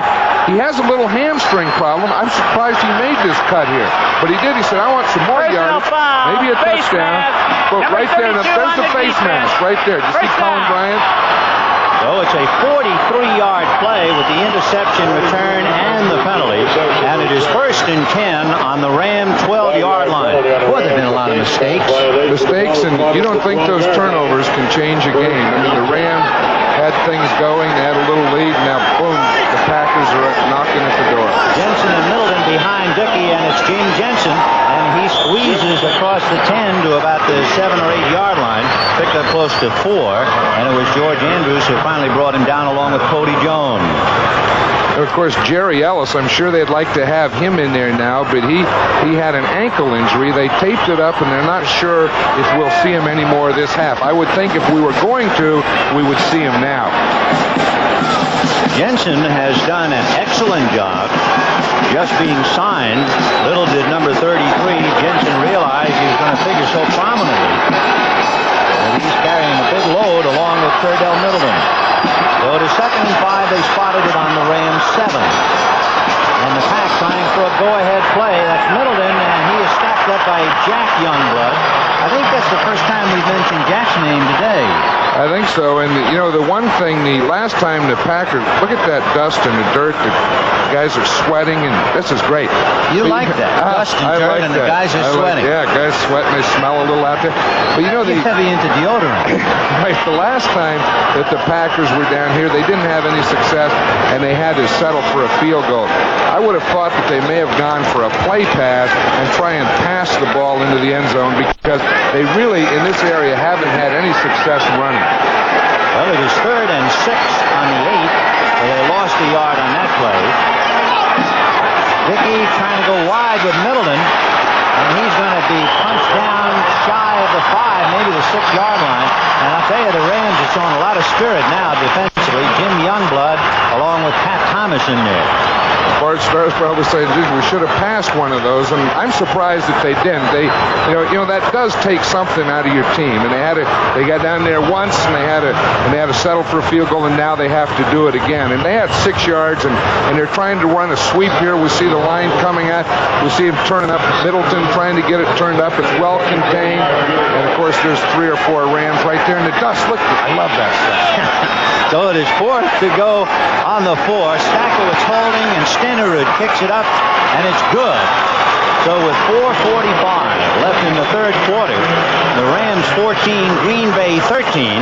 But for the very conservative, they trail now 14-13. But maybe there's a good point on their conservatism, John. Right. They may feel that the Rams can't move the ball with Pat Hayden out, and they're going to get a lot more chances at that goal line today. Well, let's see what Drew Hill does. He's going to be to the 20, and he's went head on and dropped down at about the 23-yard line. The man who had him was McCoy. So the Rams will put it in play, but they have Jeff Rutledge at quarterback. And while they huddle, we have time to remind you, tonight on CBS, 60 Minutes, followed by Archie Bunker's Place, one day at a time. Then there's Alice, followed by the Jeffersons. Florence, I understand, gets a job she just can't refuse, but can she live up to it? That's all tonight on CBS with Trapper John M.D. hitting cleanup. What a lineup that is, huh? Great. 1st and 10 on the Ram 23. Looked like a full house. Suddenly Waddy comes up on the wing, and Waddy goes in motion with Bryant and Tyler, and they'll go to Tyler with Canterhill blocking outside, and there goes Wendell around Tyler's block, and he stepped out of bounds at around the 41-yard line. Big Canterhill, who looks like a movable tree. He's 6'5" and 260, and Tyler ran around him. Now there's a one-man screen for you, Kent Hill. That is, and he can run. You know, Kent Hill, as we see him here, number 72. He's pulling out in front of Tyler. He's saying, just follow me. Follow me. Come on out here. See, I'll get the block. I'll turn him in. You get to the outside. And, of course, he just stepped out of bounds. Right there. See the right foot? The chalk flew. So first and 10. Excuse me. Kent Hill may be as fast as Wendell Tyler. He's something. First and 10 on the 39 for the Rams, leading by 1 point. Rutledge staying with Tyler again inside. Bryant's block, fumbled, and it looks like the Pack might have recovered. John Anderson was one man, and the other man was Terry Jones. Look at Zeke Radkowski. He's saying, I knew that we should have run the ball down there, kicked the field goal. I knew that we're going to get it back. I know that we're going to get a lot more shots at that end zone. There's Jerry Ellis right there. And Ellis, who has been out since early in the game with a sore ankle. Wondering whether he is ready to come back at all. Meanwhile, Jeff Rutledge talking to Ray Malavasi. Big load on this kid. And of course, you said early in the game you had a hunch that the Rams were going to sign Pastorini, although we don't have any inside information on it. But with Hayden out, they really are hurting on that score. They tried Pastorini out. They gave him a physical. He passed both of those, and now all they have to do is agree to some contract. First and 10 on the 38, but it's a busted play. In agreeing on the contract, John, you have to buy the contract, but don't they have to pay part of the salary and Oakland pay the other part? How does that work? Well, that's the tough thing. You see, they have a contract. He has a contract with Oakland, and if he doesn't play another down, Oakland has to pay that contract. And that's like, what, $350,000 a year, I understand. Well, and over the thing, it's over $1 million. Encroachment, number 79 defense, contact prior to the snap. That's Mike Penn. Go ahead, John. Right, so what they're talking about is if the Rams do sign him, whatever those monies are, they're subtracted from what the Raiders do. And then the Rams are saying, well, the Raiders have to pay him. Pastorini's agent is saying, look, we already earned what we're getting from the Raiders, now we want something else from you. First and 5 on the Ram 33, and there's 33 himself. That's Jensen getting to about the 30-yard line. 6 turnovers in the game, but as you mentioned earlier, the turnovers are not only close, in this case they're even 3 apiece, and consequently the game is very close. And that's why it's 14-13. In favor of the Rams, with 4 minutes left in the third, and we can see Oakland leading Seattle 13-10 in the fourth. The Giants knocking Orleans 20-0 in the third. Who are they knocking? Orleans. Is that short for New Orleans? Yeah, I didn't have time. I'm editing my copy. First and 5 on the 33. And Dickey will go to Turdell Middleton. He tried to get outside. Cody Jones slowed him down, and then Johnny Johnson, among others, finally got him, and there's a flag on the play. Remember the forward pass? Remember when guys used to come back and they'd throw the pass? It seems this looks like it's turning into a run scrimmage here. Well, let's see. Hayden was 1 for 2 for 6 yards. Rutledge 1 for 6. So the Rams have completed 2 passes for minus 40 yards. Meanwhile, shaken up on the play is Greg Koch, 5-year man out of Arkansas, and there's going to be a face mask penalty. And I assume it'll be against the Rams since they're on the defense. Right, it'll be against the Rams, and it'll be enough for a Packer first down. Maybe they don't have to pass. Maybe the Rams will self-destruct and have enough penalties to get the Packers in the end zone. So there's your automatic first down to the 20. See where they spot it, just beyond the 28, almost the 27-yard line. Face mask, number 52 defense, first down. So it is first and 10 on the Ram 27, 3:35 left in the third, and if you want to know the guilty party, it was George Andrews.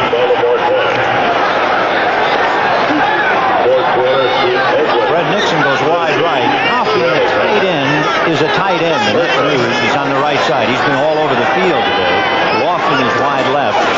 Play action fake to Jensen, and Dickey is going to pass on a bounce, and no fair there, and Andrews knocks down Miller. I don't know. He looked over there to the left, and out here on the right, he had a receiver that I think he could have gotten the ball to. It looked like Fred Nixon had some room out here on the right sideline. How about the penalties? They're reasonably close. 55 yards and 75 yards, and the turnovers. And you hate when a game gets to be that. You know that the big thing is the turnovers and the penalties, but they're both playing a big part in this game. Well, you were talking before about perhaps the teams being very tight. That could be one reason for all these turnovers. 2nd and 10 on the Ram 27. Kaufman is in the backfield now, but he releases. Dickey falls down, throws across to Nixon. Bad pass. Nixon is 5'11", and Lynn Dickey having a very tough time for an 11-year veteran. It looks like he is not capitalizing on some of his openings today. You know, we were talking about a little tightness, and both teams still look tight, and that's unusual for the second half. I mean, it doesn't seem like it's a loose, flowing type thing. And it's only the 3rd game. Yeah, and you would think, that those things shouldn't happen until the end of the season. There's Jan Stenerud. We played against him when I was at San Diego State 15 years ago. He wore number 78. 3rd and 10 on the 27. And Dickey got some protection, throwing deep to the invisible man. Rod Perry all alone down there. So you see? I have no idea what's happening to the Packers. It looked like they started out throwing the ball. They were throwing to James Lofton, and they looked okay. And they just traded for John Jefferson, and maybe he's down there. I'm looking. Do you see him? Not yet. He's wearing a yellow shirt. That's what Dickey's saying. Do we have Jefferson yet? No? Meanwhile, Stachowicz will hold for Stenerud. Jan kicked a 48-yard field goal way back in Super Bowl IV against Minnesota. The longest he ever kicked is 55. The spot is at the 35, so it's a 45-year effort that is good. And the Green Bay Packers have taken the lead again. Green Bay 16, the Los Angeles Rams. Had a party. Oh, he has all the group here, a lot of people. Good crowd, sell out. Stenerud is going to kick it fairly short, and they look to Drew Hill at the 14-yard line. To the 20, 25. And dragged down as he got across by Prather at the 34-yard line. That's Guy Prather. There's Jack Youngblood. Well, it's got to be brutal down there. You don't think it's warm out there? I'll tell you, you love that sweat, though. The wet, they get a little drink, and they get some dirt in them, and, they're ready to go. That's the way the game should be played. Don't forget, next week on CBS Sports Saturday, Duran and Menchio from Las Vegas, 4:30 Eastern Time on CBS Sports Saturday. 1st and 10 on the Ram 35. In motion is Billy Waddy. Jeff Rutledge, the quarterback, with Tyler and Gooman. And Gooman runs into Casey Merrill, and that's that. Gee, Merrill, number 78, has had an outstanding day. Butler captured your imagination early when he teed off on Hayden, but play after play, you see Casey Merrill. There's a flag on the play. Casey Merrill has really beaten out Ezra Johnson. Ezra Johnson in his first year was in the Pro Bowl. And then Casey Merrill came in, and in training camp, Johnson was hurt. Merrill went in, and he's won a starting spot, and he hasn't been moved out of there. They try and say that they have co-starters, Merrill and Personal Johnson. foul, face mask, number 78 defense. Oh, they got Merrill for face mask. I know you never talk about a guy that they always do something bad when you talk. I'm sorry, Casey. I didn't mean to jinx. 1st and 10 on the Ram 42. Bernard going one way and then the other. And reading the play perfectly is Rich Wingo to drop his man back on the 35-yard line. When you first saw Ringo, you said that Wingo was the best rookie linebacker you'd ever seen. Right. I saw him as a middle linebacker when they were playing a 4-3 defense as a rookie, and I felt that this man was the best rookie middle linebacker that I have ever seen. Last year he had back surgery and he didn't play, and he looks like he's starting to come back. He's not as good right now as he was as a rookie. 2nd and 15 on the Ram 37. Gooman and Tyler, and the pass all alone is Billy Waddy, and he does a little fake on Mark Lee, and Gray finally brings him down, but he picked up the first down. But there are flags in the backfield, They'll hold everything. And it looks like Jackie Slater's down there right by the flag. And, of course, that's going to be in the area holding. It'll be against the Rams, so they'll bring it back and do it again. Unless it maybe was roughing the passer because Rutledge had taken a lick. Maybe you're right. It was. Usually when you see him throw the flag at that lineman, it's against holding, but that is roughing. Look, there goes Jerry Seaman. He's going for 15 big ones. And we'll hear now the interpretation. Personal foul. Roughing the passer, number 53 defense. First down. So a big break. That makes it 1st and 10 on the Packer 30-yard line. It had been a 2nd and 15 on the 36, and Jackie Slater, watch this. Right here, and that's against Mike Douglas, number 53. You see, he's coming right inside of Pankey right there, and he hit him in the head. That's what it was. A player can't hit the quarterback or anyone in the head. That's a great rule. 1st and 10 from the 30, and Rutledge is going to pass and go deep to Drew Hill, who made the catch, and he beat Mark Lee. I tell you, the Rams look like they've had enough of that stuff, and they said, we're going to go play like the Rams now. We're going to take our offensive line, and we're going to pass protect, give the quarterback time and a chance, which they did, and we're going to get in the end zone and break it. See, it's a little play pass. Now watch the pass protection. Rutledge had good time. He leads Hill right inside to the post, and he gets it for the touchdown. So Jeff Rutledge, who broke Namath's record for touchdown passes at Alabama, completes one to Drew Hill, and the Rams are back out in front. We're liable to have a wild one here before it's finished. It's 20-16 Los Angeles, and Corral makes it 21-16 Los Angeles. 2 minutes and 9 seconds left to go in the 3rd quarter. There's teeth. Or teeth, yeah. Nixon on the 2. Reds to the 10, 20. And he's not going to make it to the 25. And a lot of pushing and shoving down there. Harlan Huckleby and Mel Owens. Jeff Rutledge talking upstairs. Oh, that's Kemp. Pardon me. Yeah, that's Kemp. I don't like the color of that phone. You know, that phone ought to be another color. That's a princess phone. It's a princess phone, yeah. Jack Kemp is taking, Jack Kemp. Who in the heck said Jack Kemp? Jeff Kemp is taking the plays down that they were successful on that drive, and maybe something that they would like to use the next time. Number 23 on the kicking team. Re-kick with a 5-yard penalty.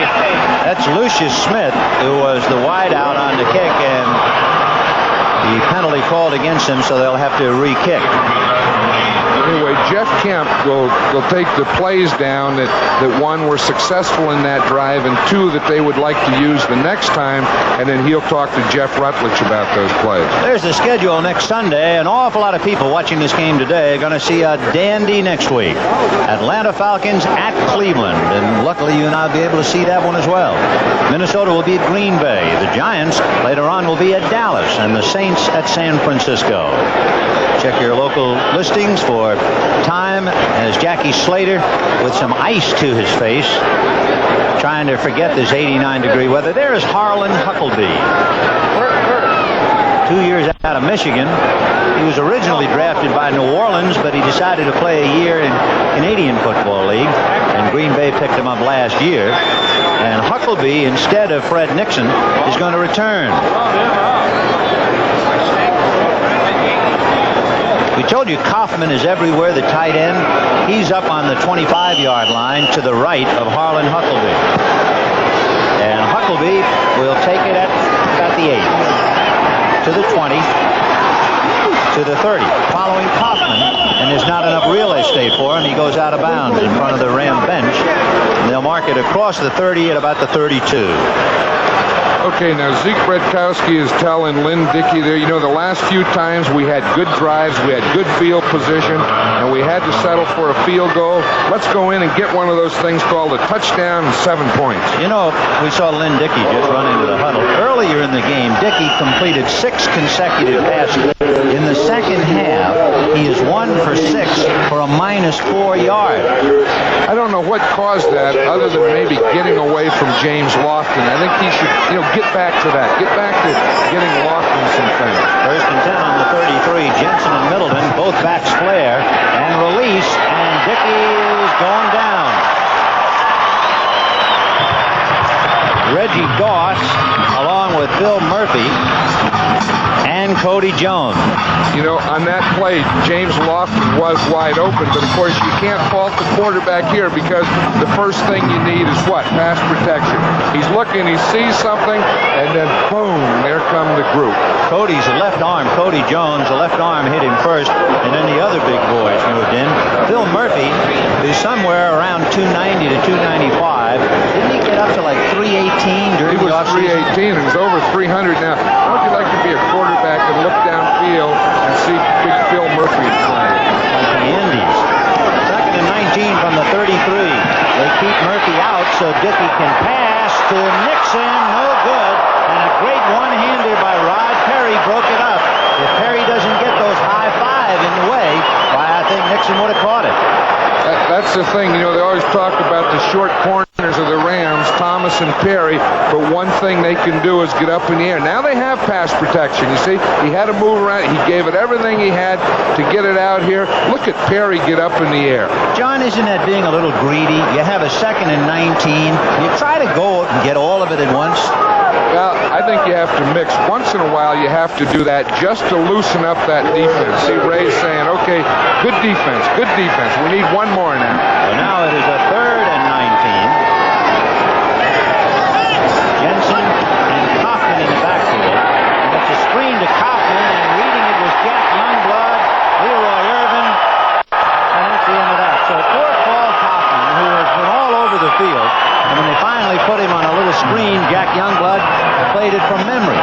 Right, and we'll see why. It's very difficult to throw a screen against a blitz because it brings about man-to-man coverage. You see the blitz, and we get it out there. Now Kaufman just gets the ball. You wonder why Youngblood's out there? That's his responsibility. Watch him, 85. He'll start out here. He has the second back strong. The second back strong is that man right there. He said, that's my man. I got him. A bunch of you come and help me. Leroy Irvin is on the Ram 45-yard line, and Ray Stackowitz will be punting from about the pack of 5, and he got it out there. In fact, he makes Irvin retreat to about the 35. And Irvin is hit, and down he goes. Charlie Ani, number 61, was the first man to get him, and he's an interesting story. His dad was a center for Detroit in the 50s. You might remember that. I do. And of course, Charlie played for years for the Kansas City Chiefs, and his main strength is being a snapper or a center for the kicks and punts. Geez, we have a lot of flags out there. I see it all over. Down there in the 35, there's one back there on the 12. There's one out here. They have about 3 or 4 of them. Joe Harris is saying, what do all those flags mean? The guy said, well, I had one. I had one. Someone else ought to come in there and tell Jerry Seaman he had one. Ineligible downfield. Number 56, kicking team. Illegal use of hands. Number 37, receiving team. Offsetting penalties. Replay the down. Oh, we had 2. It balances the scales, and they'll try it again. First and 10.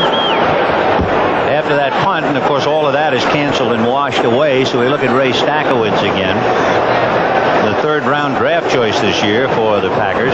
We were talking about it earlier. They figured that since he went to Michigan State and they saw him kick so much in bad weather that he would fit in Green Bay nicely. Yeah, but he hasn't hit the bad weather yet. No. So they don't know. And again, they said that he's been kicking too many line drives, but today he's gotten the ball up and he looks like he has good what they call hang time. All right, Stackowitz again kicking from the 5, and Leroy Irvin is standing on the Ram 45. Good snap, and the kick to the left of Irvin, running laterally at the 48, and now he's in Packer territory. He got away from one man. Randy Scott hit him, but he just tossed Scott away, and finally Harlan Huckleby brought him down. Along with John Madden, the Rams leading Green Bay 21-16, and the Rams in possession first and 10 on the Packer 44. Jeff Rutledge replacing the injured Pat Hayden, and he'll give to Wendell Tyler, and Tyler is grabbed by Mike Butler, and that's the end of that, dropping him back around the 49 to the midfield line. Mike Butler was the man who made a legitimate hard tackle on Pat Hayden. Hayden was 1 for 2 before he was decked. In a wild game, Minnesota finally gets on the winning side. They beat Detroit 26-24. Atlanta got back to form, defeating San Francisco 34-17. Look at that wild one. St. Louis 40, Washington 30. And we go 2nd and 10 from the 44. Rutledge looking to the right, and the ball is tipped, but it is still caught by Henry Childs, the tight end at the 35. This is the first time we've seen him today. Right, and he had to catch a tip. It was John Anderson, the linebacker. He came on a blitz and a stunt, and he got right in Rutledge's face, tipped the ball, and it went to Henry Childs. Henry Childs says, you know, I don't get many passes here. I'll take him any way I can get him. So it is 3rd and 1. The ball at the 35-yard line of the Packers, 21-16 Rams. Miami beat Houston 16-10. 3rd and 1 from the 35. Mike Gooman is in there with Wendell Tyler, and they try Gooman, and he picks up the first down and then some. He just won't go down. They finally drill him at about the 27-yard line. Boy, did he just run over Maurice Harvey. You know, as we watch Gooman here and catch his first down here, again, over the left side, the big side of that Ram offense. Look at Harvey, just bounced off him. I wonder why Cullen Bryant's not in the game. He hasn't been in for a while. 52 for Green Bay, 130 for the You Rams. see Pittsburgh knocking off the Jets 38-10. Bryant is okay, by the way. Chicago won, and San Diego beat Kansas City. There's a pitch back to Wendell Tyler. Gooman left him, and Wingo didn't. Gooman went wide, Tyler cut inside, and Rich Wingo was there to deck him. I see Cullen Bryant standing on the sidelines wearing his helmet, arms folded, so I don't believe there's anything wrong with him. Again, and Wendell Tyler has played the whole game. We haven't seen Gerald Thomas. No, not at all. Thomas has barely played this year. I think we checked his numbers earlier. Gerald has carried twice for a minus 10 yards, and this is the 3rd game. 2nd and 7 on the Packers 23, 21-16 Rams. But we're 12 and a half minutes left in the game. Rutledge looking left, throwing left to Preston Denard. McCoy brings him down at the 15, but that should be a first down. Preston Denard, he's a story. A free agent back in '78, and he's busted quite a few plays for the Rams. When they talk about a controlled passing game, this is the type of thing that they're talking about. When you get a corner playing off deep and they give you a cushion, you just run a 5 or 6 yard out and hit it in front of them. Rutledge is now 5 for 10 for 70 yards after that last catch by Denard. 1st and 10 on the Packer 14. Wendell Tyler following Kent Hill. Oh, what a cut he made, and he is in there for a 1st and goal. Kent Hill went after Johnny Gray, and that's kind of a mismatch. Gray is 5'11", 185, and Kent Hill is 6'5", 260. And we'll see it in any defensive back that he blocks is going to be a mismatch. Watch him. He's a left guard. He starts out here. Now watch Wendell Tyler's cut right there. See, now, sometimes to make these great cuts, you have to keep the ball away from the body. I always hear people say that you have to keep it in, but you can't. He has his first 100-yard game of the year and the 6th of his young career. So 1st and goal for Jeff Rutledge, a full house backfield. Tyler, Bryant, and Gooman all behind him. The middle man is Bryant, and he's in there.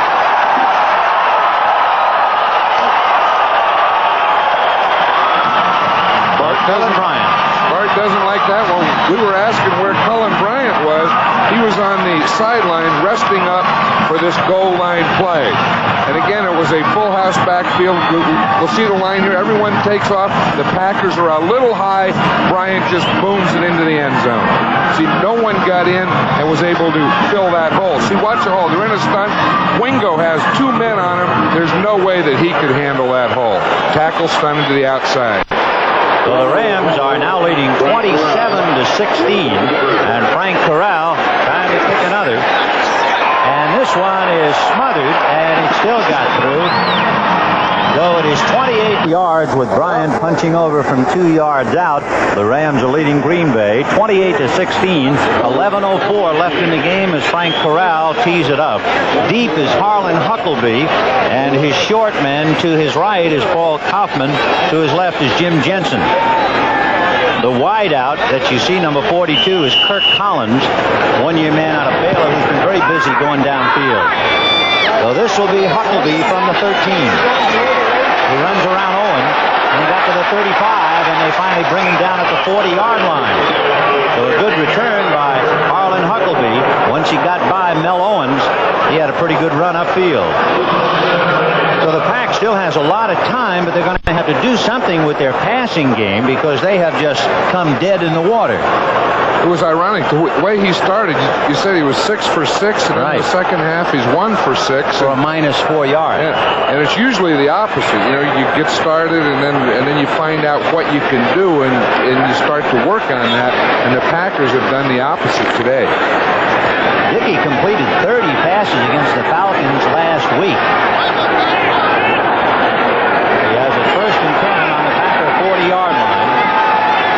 Jensen releasing at the last minute, but Dickey's going deep for Kaufman. It's going to be picked off. Picked off by Pat Thomas. He's at the 35, to the 40, to the 45, going down the sideline. He's got a clear shot until he's finally brushed by Dickey and caught from behind at the 10-yard line. I tell you, Dickey didn't like that one because he remembers last year he threw 2 interceptions that were returned for touchdowns, one by Rod Perry and the other by Johnny Johnson, and on one of them he was really injured. You know who caught Pat Thomas? Probably the only man who could. James Lofton caught him from behind after Dickey kind of gave him an excuse me. This was a bad throw here because really Pat Thomas was a double coverage. Pat Thomas had the position. He was inside Kaufman. Dickey tried to throw it inside. It just wasn't there. He forced it. Now watch Thomas here. See, Dickey does slow him up enough, a little cross body, and then Lofton comes in and says, "I've had enough of this, Thomas. You're going down." Well, it is 1st and 10 on the Packer 11, and of course the Packer defensive squad playing in 89-degree weather, they've got to be on their heels now. Gooman and Tyler are behind Jeff Rutledge, and they'll go to the second man, Tyler, following Gooman, and he's inside the 5-yard line. And I would think the Packer defense now is a little demoralized. They are a little demoralized. They started early. They were doing a lot of stunts, a lot of different type things, and I think it threw the Rams off. You know, the Packers wouldn't practice here yesterday. They came, they dressed here, and they went over to a college, Fullerton, so that they didn't want anyone to watch them. And they had some special things they wanted to do. They didn't. It may have thrown the Rams off early, but I think they have it now. Of course they did. Sure they did. Yeah, sure.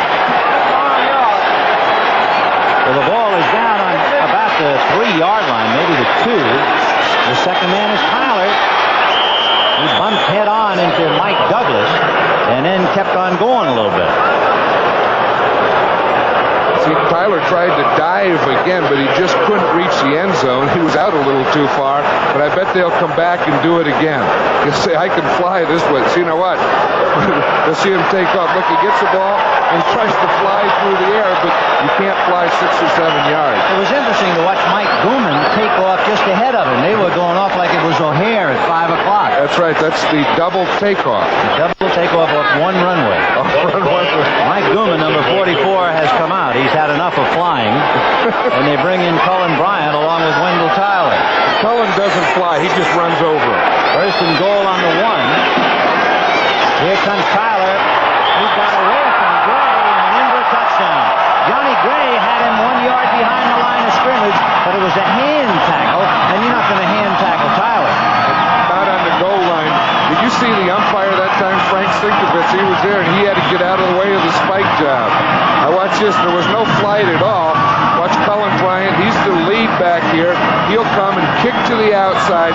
Tyler just slides through the hole. As you said, there's no way that you can arm tackle down on the goal line, and Tyler goes in.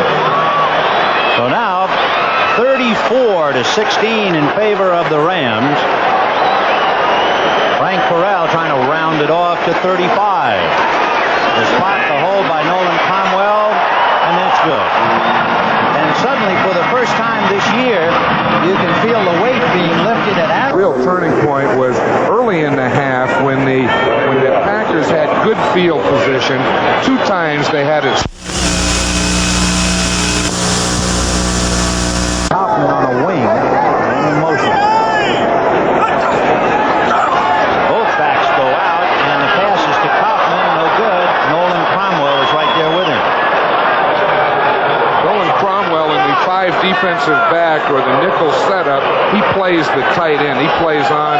Now look, there's some signals. That means cross and pass.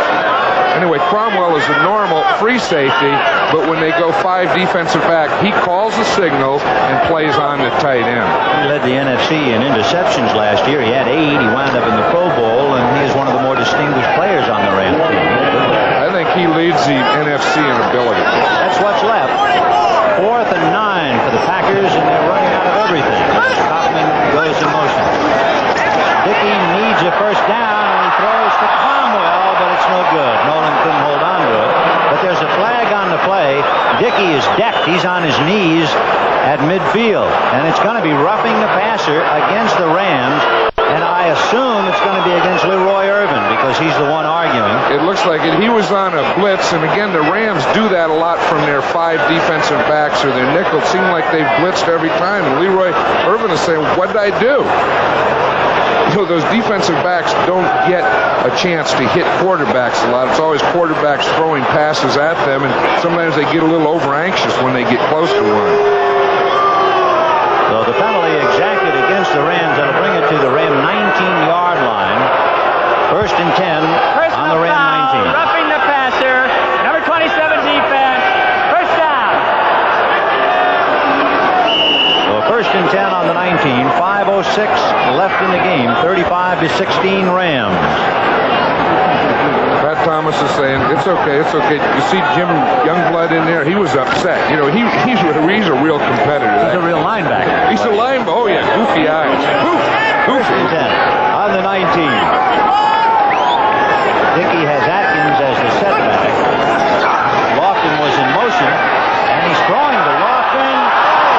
Try, and let's see, touchdown. Great one-hand catch by James Lofton. Oh, that's more than a try. Yeah. Great catch. And I'll tell you one thing about great players, they always compete. You know, we can talk about the game's over, but the ones like the James Loftons, they stay in there and play the whole game. And you have to credit Lynn Dickey, too. You know, he stays in there. He's been roughed. He's had a lot of problems. Look at that throw. One catch. Boom. That's his first touchdown of the year. And watch this rush, and watch what he's had to throw against. Look, again, the Rams are still coming right in his face. He had to jump up. He gets the hit, and right after he throws the ball, Cody Jones says hello. Stenerud hits it through, and with 5 minutes left, the Rams are leading by 12 points. Go. It is 35-23 in favor of the Rams. Green Bay scoring on that pass from Lynn Dickey to James Lofton. Lofton's first touchdown reception of the year. What are the chances of the onside kick now, John? I think they look pretty good. The Packers were over there in the sideline. Bart Starr was in a huddle. They took a long huddle. The only problem is that the Rams are in an onside prevent. They have all their men up there within 10 yards of the line of scrimmage. They're expecting it. So with 5 minutes, you need 2 scores. Against an onside prevent, maybe the best thing to do is kick it deep. Yeah, the Rams have Waddy and Miller and Johnson and Denard and Leroy Irvin up front. Deep, they have Gerald Thomas and Drew Hill. Gerald Thomas making his debut. And they're going to go deep. And Hill will have to go back to get it. At about the 5. Coming down and turning one way and grabbing at the other is Mark Murphy, number 37, who was down to hit him inside the 5-yard line. And I'll tell you, that was a great decision by the Packers. You know, when they do that, when they get the onside prevent, it's also called the hands team. And they had all those ends and backs in there, and they aren't used to blocking on a return. So when you do kick it deep, you have a good chance to get them inside the 10-yard line, as the Packers just did. So the ball is spotted on the 3, and the Rams put it in 1st and 10 from their 3. Of course, the Packers have to stop them, get the ball. 4:49 left in the game, 35-23 Los Angeles. Drew Hill goes wide right. The running backs are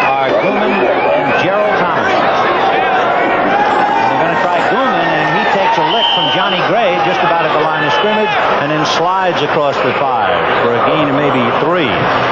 Now what the Rams are trying to do is they would like to pick up some first downs, but they also want to take as much time as they can. You see the line play, you see the blitzing linebackers, the corner is coming on that.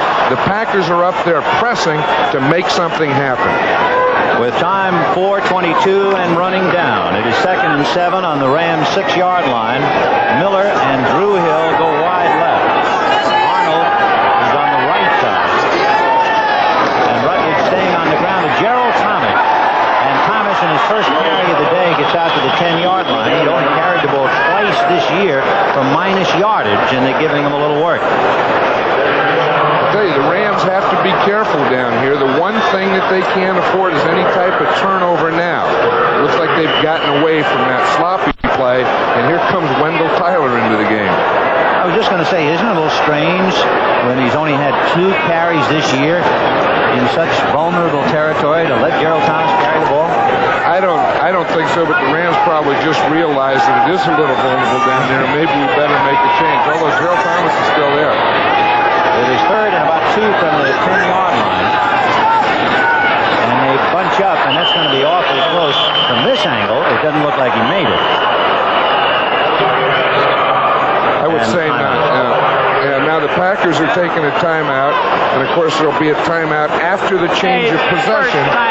So they do have time. You know, they have 3 minutes, 21 seconds, but they have to be thinking in terms of 2 scores. A reminder to all the folks in the East, 60 Minutes will be following football immediately. And, of course, it'll resume regularly scheduled programs here on the West Coast, where this game started in approximately 89-degree weather. The Packers got out in front, recovering a Wendell Tyler fumble, and eventually went on to score, but Wendell Tyler has more than made up for that fumble. He's carried for 108 yards and 2 touchdowns. That's a pretty good day's work. I would think so. Ideally, it would be nice for everybody to run 100 yards, but you said a good day's work. A running back is looking at what's his bottom line. 50, 60, 70 yards? I don't think, it depends on how many running backs you play in a game. I think that a team should gain about 150 yards rushing a game to have a good offensive output. Now that could be any combination of that. Well, the Rams have rushed for about 165 yards. Frank Corral punting from his goal line, and Fred Nixon is back there instead of Harlan Huckleby. So they've been alternating safeties. Meanwhile, we'll see if the Packers put any kind of a rush on Corral. They're overloaded on that right side. He got it away. Nobody could get close to him. So Fred Nixon backing up, and at the 40, he'll set sail. And he is hit and dropped, and a flag. Arnold hit him, but there were flags immediately. I don't know whether Arnold caught a face mask or not. That's Walt Arnold from New Mexico. So let's see. It seems like on the punts we see, so many penalties now. And of course, some of that is because we have new rules where they can't block below the waist, and some of those things are good. You hate to see flags down all the time, but that's a lot better than injuries down all the time. Well, we'll get the official interpretation from Jerry Seaman, the referee, in a moment. And it's going to be against Green Bay. And it'll move it back to the 36. Illegal block above the waist, number 24, receiving team, declined. Illegal block above the waist, number 51, receiving team, accepted. I wonder why they pick on 51. They would accept his and not the other one. Guy Prather. That would make you paranoid. So 1st and 10 on the 36-yard line for the Pack. 3:11 left. So Dickey has to come up with some lightning, and immediately Lofton is the man wide left. Lewis goes wide right. Dickey with his backs releasing, and he's going to give the ball to Harlan Huckleby, and Huckleby is knocked out of bounds at the 39-yard line. So for all of that, they only picked a 3, but they did stop the clock at 3:05.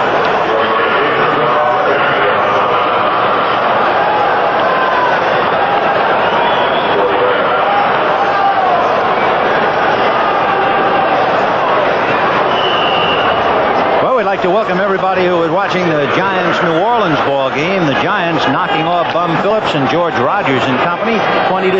Big night for Ray Perkins and Phil Simms. 2 in a row. Pull up a chair and see if the Packers can do anything. It is 35-23 Rams, even though the Rams lost the services of Pat Hayden. And Dickey cranking up down the left side, throws an interception to Lucius Smith at the 35-yard line. And Lucius Smith at midfield and is finally upended by Lewis. And we have a quarterback down. It's Lynn Dickey, who was hit by Jack Youngblood. And there are penalty flags down as well. So Dickey has been banged up by Jack Youngblood as he was firing deep and threw the interception. Earlier today, Mike Butler went down and drilled Hayden, but let's see Dickey's problem now and take a look at Jack Youngblood. Now watch this. He's coming back now. Jack Youngblood will come in from the left in the screen. Right there, just as he throws it, it looks like he got crunched by 2 of them. Now here's the Hayden play much earlier today, John. Right, and again from the left side. So we'll see Pat Hayden. He's looking to the left. He doesn't see Butler. Right there, it comes from the right. What a shot Pat Hayden took.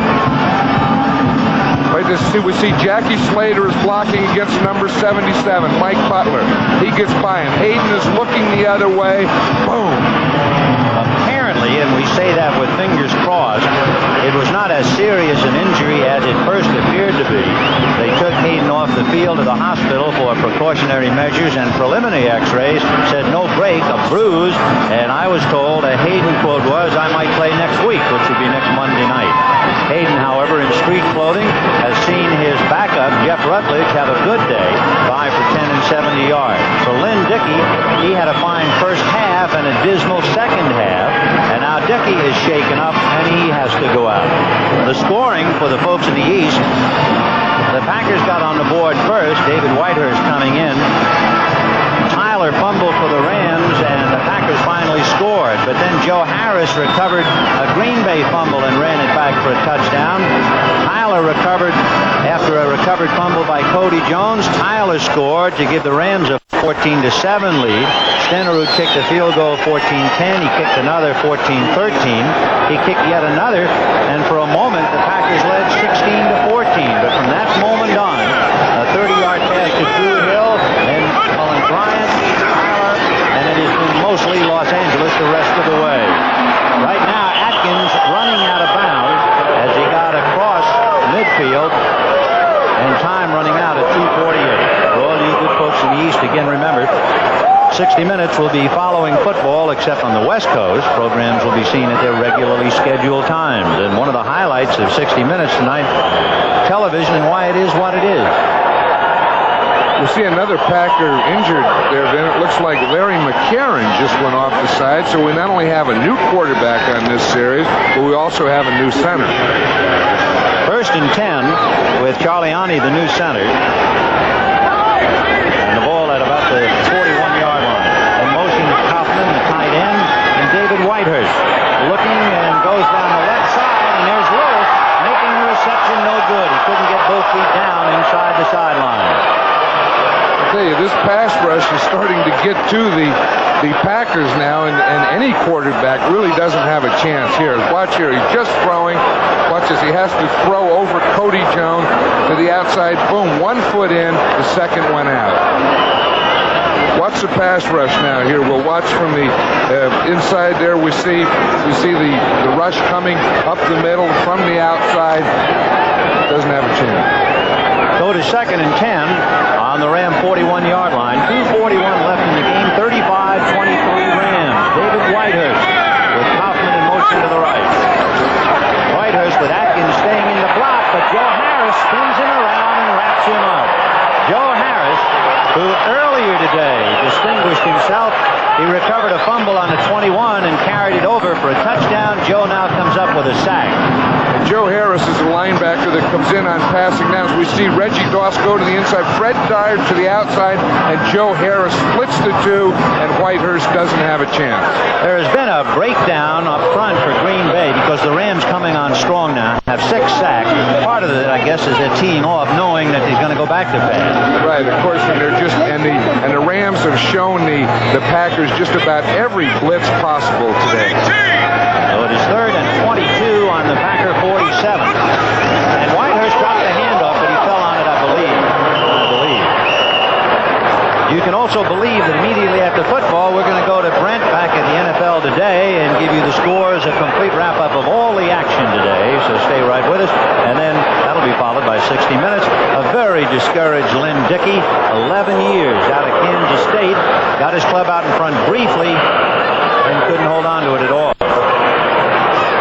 Of course, that 3rd down fumble, you know, we mentioned that there was a new center, Charliani, in there, and of course the new quarterback, David Whitehurst, and those things tend to happen in those situations. On a 4th and 24, Ray Stackhouse punting. Coming over to the right side is Johnny Johnson and calls for a fair catch and makes the reception at about the 14-yard line. And we have come to inside the 2-minute mark. Actually, 1 minute and 58 seconds. A reminder next week. Most of us will be looking at Atlanta. Try Gerald Thomas, and he is grabbed and dropped by Bragg, who backs up Mike Butler. Byron Bragg. You know, we see this score here, Vin, and I wonder how John Jefferson feels. He was just traded, of course, to the Packers this week. Let me ask you something. Is it conceivable, 1 in a million shot, that Jefferson might be part of an overall maneuver rather than he's going to Green Bay? I think that is possible. You know, that just because he was traded to Green Bay, that doesn't mean that he'll play for Green Bay. And Bart Starr may be thinking about that. He could, you know, if they can't come to an agreement, he could go back to San Diego, although I don't think that would happen. He could also be traded by Green Bay to another team. So just because they have that agreement, that really doesn't mean that John Jefferson is going to end up in Green Bay this year.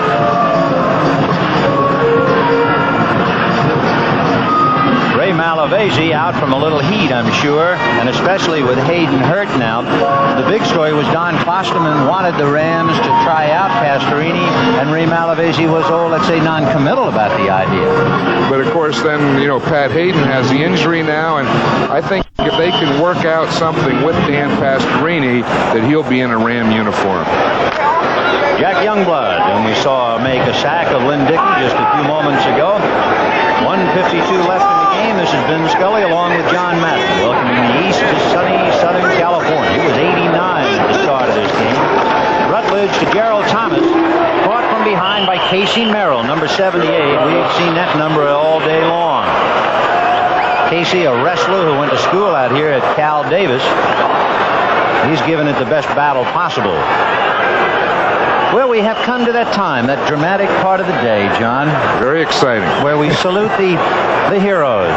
The real heroes. Our executive producer, Terry O'Neill, senior producer, Charles H. Milton, the third. Our producer, Mike Burks, our director, Sandy Grossman, and all of the other fellows who worked so hard and long to get this one on the air. 1:13 left in the game. Fellas, thank you very much. And a special bow to Denny Mnuchin, our spotter, and Dr. Bob Woods for all his statistical help. Ozzie Lang for giving us the scores. There's an old play-by-play announcer, John. That's what you have to look He used forward to be a coach, and that's what happens to you. You know, you lose too many, and your hair starts to grow long, and your teeth take different angles, and you kind of turn goofy. You talk about linebacker. Yeah, we've cornered the market here. Jeff Rutledge says we've cornered the market too. He got a 35-23 lead. We've got 1 minute and 5 seconds, and life is sweet. But on the other side, things are pretty sour. Zeke Bratkowski, Bart Starr, Frank Corral will be punting, and for the Packers, Fred Nixon standing on the 35-yard line. 1 minute and 5 seconds left. And you see if the Pack can even get close to attempting to block the punt. They'll send all 10. Doug Smith, the snapper, and it was a good snap, and he got it away. Nixon making the reception at the 37. Does a little Leon Errol, and finally goes out of bounds. That has to be 15. Flag on the play. Mel Owens, 58, is a first-round draft choice, a rookie, and he is full of fire. He's been involved in a lot of hard hits today on special teams. He, of course, was the #1 pick for the Rams this year. He's full of fire, but he reported 2 weeks late to camp on a deal, and he's really never gotten into it with the Rams as a linebacker, but he is a special teams player. It'll be a 15-yard penalty against Mel Owens for roughing up Fred Nixon. A reminder to you folks in the East, following football, you'll have an update. Brent will give you all the scores, and then we'll move right into 60 minutes. On the return against the kicking team, first down. He's saying, I want to play linebacker anyway, Coach. Look, we have this game. Put me in there. Fred Dreyer's in there. He's playing. Reggie Doss is in there. Let me get in there and play behind those two. David Whitehurst in there for Lynn Dickey on the 1st and 10 from the 42. James Lofton in the slot right with Lewis. And somewhat of a sloppy handoff, I think, too, but a flag on the play before it even got started. This is kind of a dismal time of the game, especially for the club that's Number behind by 61 a dozen points. Charliani got kind of mixed up, I think, on that snap. There he is. The Hawaiian. Right, you know, it's been a long time since he's played center, and there's Ray Malavasi. He was thinking it's been a long time since we've won a game, and you talk about a weight off someone's shoulders, and I'm sure Ray can feel that now. And what's going to happen to Green Bay? Well, it's going to remain the same. There's Jeff Rutledge. He beat him. Green Bay has lost 8 straight on the road to Los Angeles. Just whether they can add a couple of points and make a murmur of protest. That's Freddie Dryer coming in, number 89. It's the waning moments of perhaps his career with the Rams. False start, number As we 64, said, offense. this could very well be Fred's last game in a Ram uniform. He hasn't played a lot today, you know, and he's in there. Cody Jones has gone most of the way at right end. False start, number 64, offense. So the false start against Sid Kitson. Jeff Kemp sitting there with the chart, and he has suddenly moved up slightly. At least for the moment, he's the number 2 quarterback since Hayden is sidelined. But to repeat, that was quoted as saying he might be able to play next week. At least he's optimistic enough that he thinks he's going to get well within 2 weeks. Whitehurst is going to be hit by Joe Harris, number 51. So David, who was born in Germany and doesn't want to die in Anaheim, he's got about 49 seconds left, and there's a flag on the play. Right, and it's the same thing. You see, we see Fred Dryer take off to the outside. We see Doss go to the inside, and Joe Harris shot the gap between the two. Harris, I think, didn't pull a hamstring, but in this heat where your salt supply, the potassium goes down, he might very well have a cramp. That happens, you see, and he's waving to the bench that he's okay, and sometimes when they do sweat an awful lot, they tend to get cramps. You give salt tablets on the sidelines? Yes, you do, Offside, defense. but the big thing is to build up the salt and potassium before the game, and it really doesn't do a lot of good. But look at the lineman there. There's Herky Hara. They call him Herky for Hercules. They could all be. Those are all 11 big sacks. guys. Tough day. 1st and 15 on the 47. Whitehurst, for a moment, saw a glimpse. Now he's going to have to run with it. Kaufman helps to the block, and he's going to get out of bounds just about a first down at the 32-yard line. And Lynn Dickey saying, well, okay. Those are Lynn's numbers, but it doesn't really tell you the picture of what a poor second half he had. Oh, let's turn it around the other way and say what a fine second half the Rams had defensively, putting heat on him. One thing that does tell a story is he passed 29 times. He told me yesterday, he said he would like to have a game today where he only passed 15 times. Of course, he doubled that. Whitehurst got the first down. It's 1st and 10 on the 32 with 40 seconds left. Rams 35, Green Bay 23. Whitehurst releasing to Atkins. Wow. Nobody there, and he threw it over Atkins' head. There was that same blitz on that left side. He says, I'm not going to take that one again. I'm going to get rid of this. Watch, we see, again, Harris coming up, and they finally get him blocked, or try to, but then Whitehurst says, no more. I'm going to get the ball to the outside. Malavasi saying, okay, I have next Sunday off. I can get ready to play on Monday. Do you like that extra day? Does that help a ball club? Well, it's one of those things that you like before and you hate after. You're happy that you get the extra day, but then the next week you're a day short.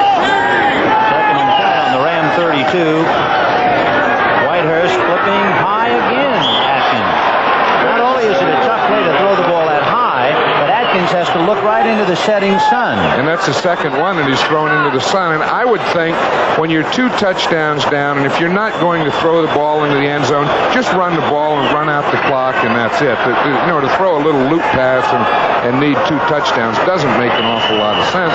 And then to throw it into the sun makes even less sense. 32 seconds on the sideline. Some of the Rams in the middleman is Wendell Tyler pulling at his sleeves.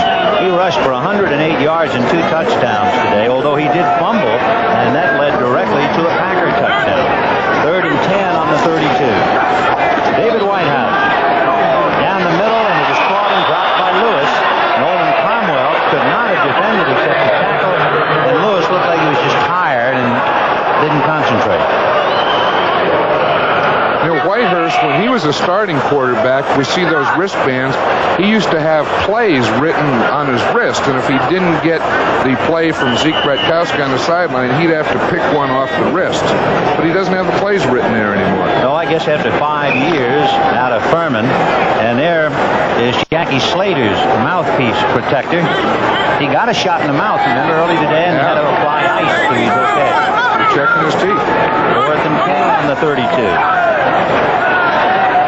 And a wobbly pass, almost, but not quite caught by James Lawson. Boy, he pulled that thing in like a cat who found a mouse, but he didn't fool anybody. It didn't, so they go. We'll see that again. Now watch James Lofton here. He runs, he gets bumped in the first area, right there. And we'll see the ball come in, go out. He brings it back in. Did anyone see it? He was hoping the official was behind him. Meanwhile, look at David Whitehurst. Reggie Doss trying to come in on the right side and get at him. And he just hit him by the back of the jersey and jerked him down. That's a great position to play on a poor team. I tell you, that is very tough. So the Rams have it. There's only 21 seconds left in the game, so there's nowhere to go but to the clubhouse, in all honesty. It is 35-23 Rams. For Green Bay, they haven't been able to come into Los Angeles and beat them since 1966. And the Rams are going to sit on this one now, and this is Vin Scully for John Madden. Hope you enjoyed it, and we'll be saying so long from Anaheim Stadium. Once again, the final score, the Rams 35 and the Packers 23.